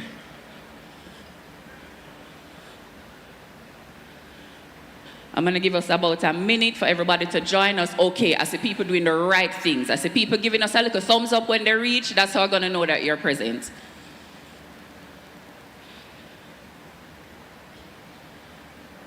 Remember, if the QR code is not working for you, don't get too attached to it. You can use that code, right? If you go to menti.com, you'll see a little box. You can put in that code, 49479895. I'm going to give it 10 seconds more. For all of my people in the back, I know that you are far, but I don't want you to be left out. The Menti is also a way for you to participate. So just so you know, when you type your answer into the Menti, it is going to come up on the screen. I will not know you said it. It's anonymous. I'm also counting on you not to put anything out of pocket on the screen. Please. I don't like how you look for me and I like you have a plan. All right. Ready? Everybody in? Is everybody in the Menti? Anybody having technical difficulties? Me see somebody a come so. Remember, please, don't be too committed to the QR code. You can just actually go to menti.com and put that in manually. Sometimes that's faster. Look, it's my boss. Hi, boss. How you doing? Oh, where is MITS here still? That wonderful Mona Go app, it don't show my institute. So if you're going to do a course in gender and development, and you should, you will be doing that course over by West Road. Where is West Road? Close to Bowl and Spoon. I find that food places are a good way for people to find them place. We're close to Bowl and Spoon. We are not on the Mona Go app. We're going to work on that, getting on that app. But just know we're over there. All right, we're going to go ahead and skip forward. It's just a small tutu on your wellness. Question, which betrayal cuts the deepest? You can vote on your phone. You're planting bun up because you blinked while frying it. Your pear or your zaboka ripe and it's spoiled while you're away from home. You left home this morning, the pear was fine. You come home, spoiled. Your shoes dry rotten and the heel drop off in a public. Some of you may have this experience this very week. Remember, you can swag it. Nobody knows that your shoes drop off. Them just know, say I walk so. And that's your business. And you're entitled to it. Are really the shoes hurt on the feeling so? The shoes? Not the planting? Doc, which one would hurt you more? The planting? The shoe? Is it because the shoes people can see it? People can see it. Okay. I'm going to tell you, everybody need to invest in one. Take shame out of your eye slippers. I'm wearing mine right now. You need a boot to walk with you. Okay, everybody has voted. Three. Wait, why? Every time the vote go up, the number of people go up. What I do? People, I have to move. I have to move. Okay. Things go wrong. That's inevitable. You cannot stop things from going wrong. You will get depressed. You will get burned sometimes. You may give bun and get caught. You may fail an exam or 3. Try not to do that part there, but if you do it, we have mechanisms in place. Sometimes them pepper spray your eye. Divorce, you're divorced, your parents divorced, your family goes into problems, your money done. Pay attention to this one here. You can do a lot of things with ramen and an egg. And I know that from experience. Things go wrong, it's inevitable. Well, wellness practices reduce the amount of chaos in your life, and they improve your mental health, and they prevent the crash outs. Anybody here is like a reform crash out? Anybody here still actively a crash out? The numbers are startling. Anybody here not a crash out at all? Anybody here internalize them problems and keep them on the inside? Who have the number for the counseling unit? Yeah, we are going to need it. Is that right? So, question. You can put your answers in. Remember, your answer is going to pop up here. Keep it cute, keep it demure, but keep it honest. What are the signs that your mental health is in the trash? Type it in on the screen. I think you have to press submit for it to come up here. I want to choke off. I can't bother. Low self-esteem. I stop praying. When you believe a man, I'm overly, you know, let me go read over the side. I mean, I want the same thing, but just the side that stress me. Spacing out, headache, addicted to the phone, not eating. You're hungry, you can't eat. Pressure, because the pressure is getting worse. Insomnia. Okay, so what I'm getting is people are feeling it in their body, their behaviors that you usually engage in, that you change. Some things that used to be easy for you, them start. Isolation, big and brawling in the middle. When you start lock the room door, and the people them have to approach room door with caution, how are you in there? Because them know you don't want to come out. Okay, we in there, okay. What doesn't make you well? Let's go through some things that you might think are going to help you. They are not. People pleasing. The many faces of a people pleaser. Happy, bored, terrified, depressed, dying on the inside, looking the same at all times. Because what's most important for you is that people think you're okay. No, you're coming into a space with a whole bunch of new people that you've never met before, and it's very tempting to be a people pleaser to try to get them to like you. Don't. It's not sustainable. It's gonna come back to haunt you, right? So, yes, it's important that you have good relationships with people. If you can only have those relationships while sacrificing yourself, that's not a good relationship. That's a toxic relationship. And as much as possible, let's try to get rid of those. The schedule. Don't look at the details of the schedule. Just look how the schedule look for full. No balance, no rest, no fun, no vibes. I don't want to see anyone to make this schedule. I'm going to wake up at 6 a.m. I'm going to exercise. And then I'm going to study. I'm going to study. And then class. And then study. And then review. And class. And then study. And then it's midnight. And you're like, and then I'll go to sleep. What was that? And then by the end of week 1, you can't maintain the schedule. And you say, I'm not a good student. And I don't take I need to stop the ramping. These are the ramping. You're playing in your own face. Don't do that. When I see your schedule, at least one of them color they must mean rest. At least one of them color they must mean fun. And I need to sometimes that's not scheduled at all. Free time. Where you can do anything. Because this, you set up yourself a failure. You will burn out. And I know it feels ambitious. I am locked in. I'm going to get all A's. I'm going to be on the dean's list. You are going to be locked up in an asylum. And nothing wrong if you end up over there. Big up to the lady from Bellevue. But I don't really want you to end up over there unless you have to. Okay? The friend group. Your friends, mad and madder, vex and vexer, mix up drama and commerce. Baby, garbage in, garbage out. If your friend groups are on some foolishness, you going to be on some foolishness with them. So please choose widely. Some people want to come and sit in a circle and complain. How life hard, how Jamaica tough, how Barbados is not what it used to be. How you is stressful, and around it goes. And when you're done that, you feel depleted. Why? Yeah, you could have stated that in one sentence and gone and did something that actually brought you joy. So the time you spend with your friend group leaves you feeling more frustrated and worse about life. That's a sign that there's some changes that you need to make. And then also check in with yourself. Every time you open your mouth, are you opening your mouth to complain? Okay, that's not cute. Let's not do that. The diet. Red Bull for breakfast, Monster for lunch, and a boom for dinner. And then in between that, I'm like a Tigers and a patty because protein. And then you say, maybe a Snickers because, protein, peanut in there, right? Please, do not live off of coffee and energy drinks. Don't do as I say, not as I do, but don't do it. Why? Because, your heart will stop working on them type of thing there. And beyond a certain point, it actually makes it harder for you to focus, right? So if it's been a week and no vegetable has been harmed in the making of your meals, well, let's fix that. If it's been a week and not a single solitary fruit has come into contact with you, and I'm not talking about a fruit drink. Don't bother tell me that the fruit that you consume was a fruit. It's not. It's high fructose corn syrup, right? So if no vegetables and fruits are coming in contact with you, please. The sleep schedule, is it a schedule? Or is sleep something that I'm just doing when it happens? When it happens?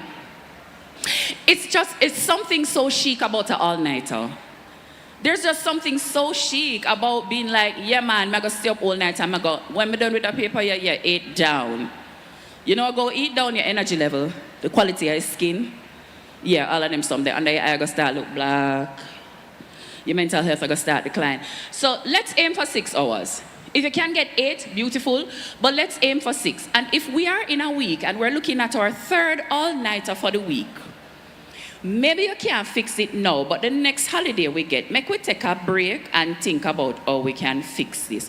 You can talk to the Office of Student Services and Development. You can talk to your RA if you're on hall. You can talk to your advisor if you're a commuter. But the sleep schedule where you are awake in every time zone, so you're awake when it's day in Jamaica, day in Japan, day in the Netherlands. No, you must be asleep at some point in time. The self-talk. Shaming yourself is a terrible form of motivation, right? Oh, look on this girl and she do so good, and look on this youth and all what them do, and they got these types of grades, and plus they're working at the same time, and they have a great family relationship, and plus they're doing a co-curricular activity, and I am not enough. Release it. Some of you were raised by that. Some of you had family members who tried to motivate you by telling you what you're not doing right. And they thought if they constantly told you what you weren't doing right, it would encourage you to do better. But now that voice has become the voice in your head, and for better or for worse, it is your voice. The fact that it's your voice means you can change it. But you can only change it if you hear it. Right? So they must hate me. They're not going to trust me. They're not going to warm to me. I'm not good enough. I'm ugly. I'm fool. I'm coming just like my father. I'm coming just like my mother. All of these things. I'm the worst. All of these, none of these are facts.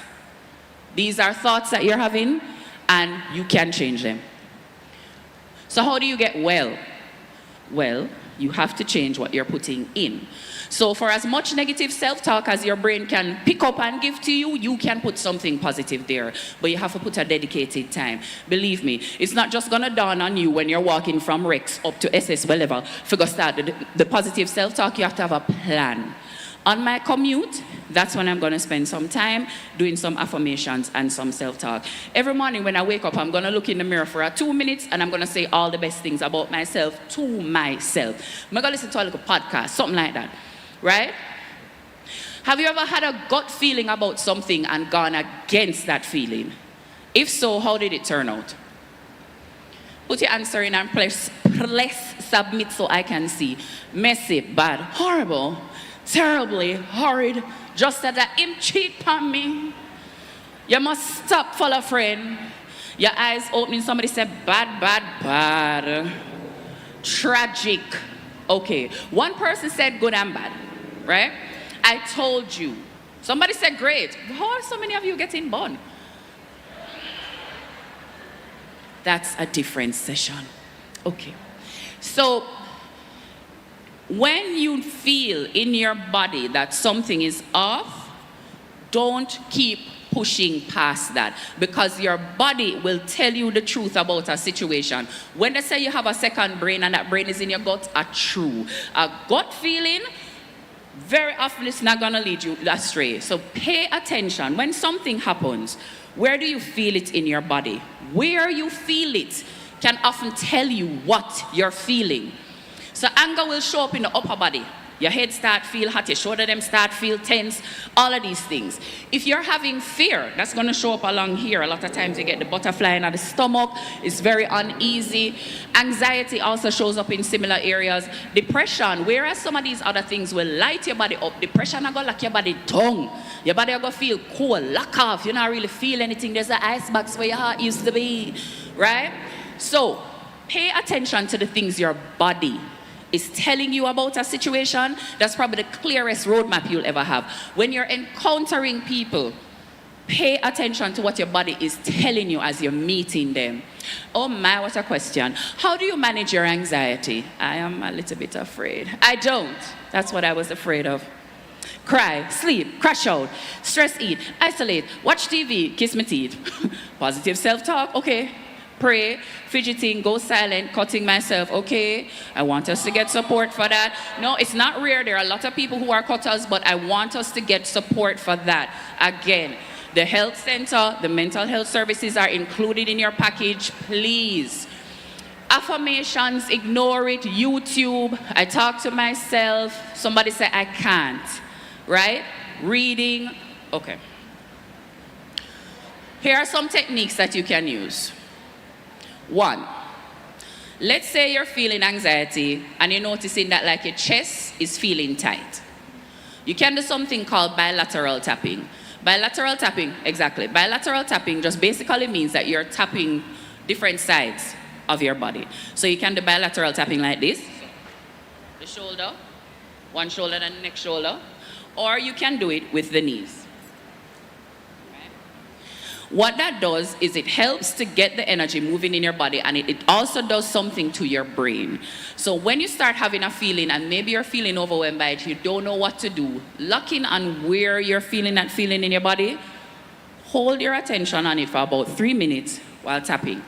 I'm not giving you anything that you can't manage to do when you're inside of an overwhelming moment. I am just asking you to tap for 3 minutes, and it will help to reset your brain.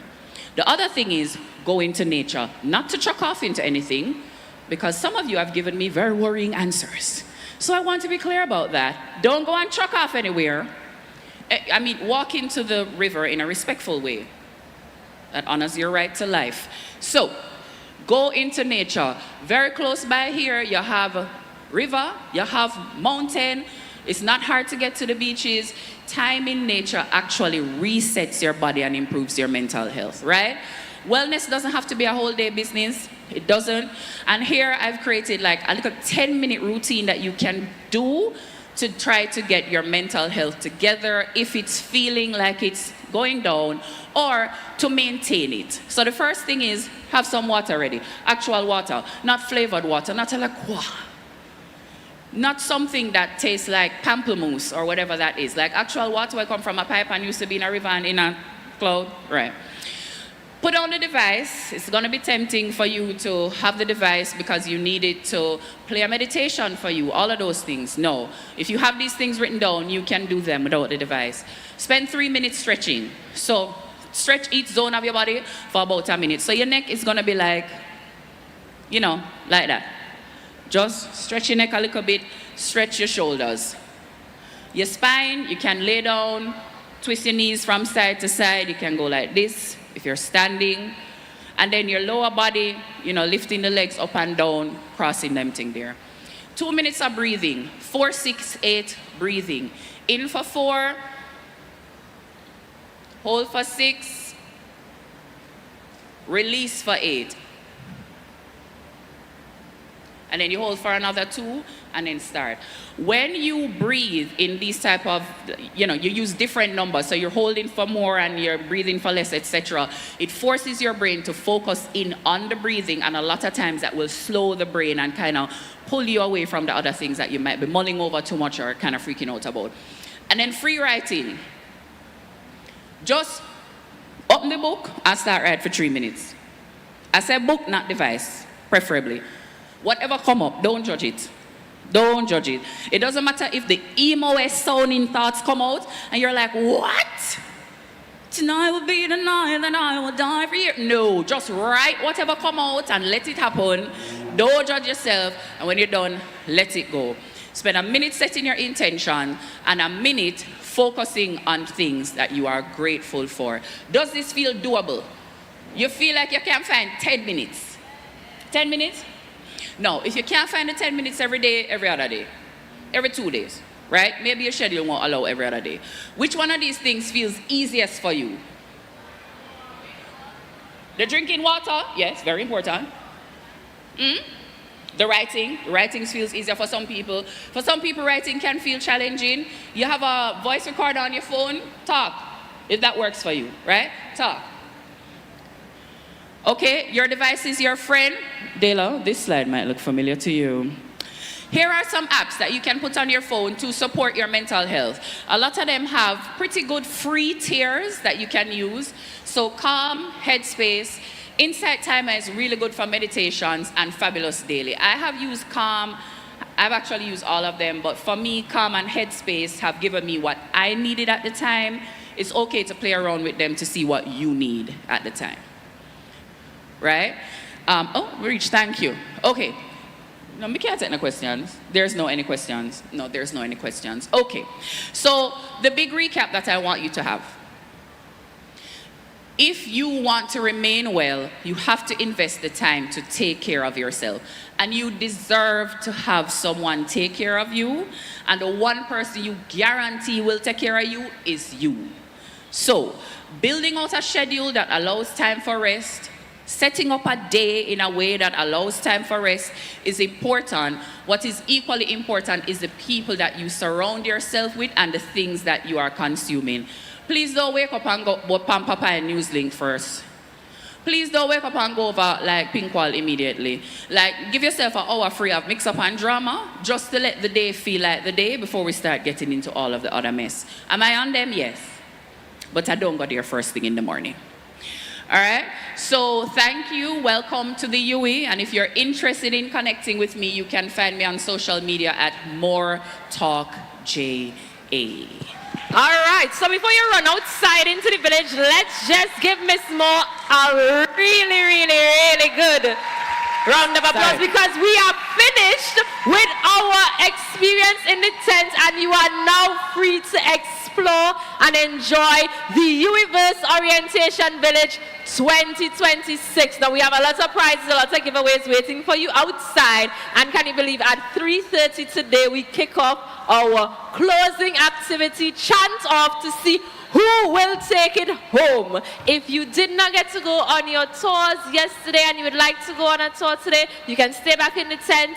But otherwise, hippie, let us send them out in style.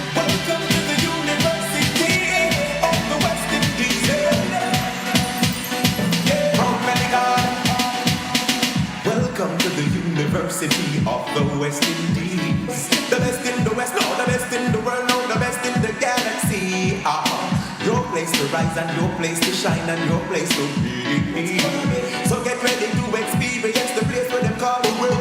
Welcome to Pelican Propagate. Whenever you hear them talk about style and class and excellence, that away. Academics, sport and performing.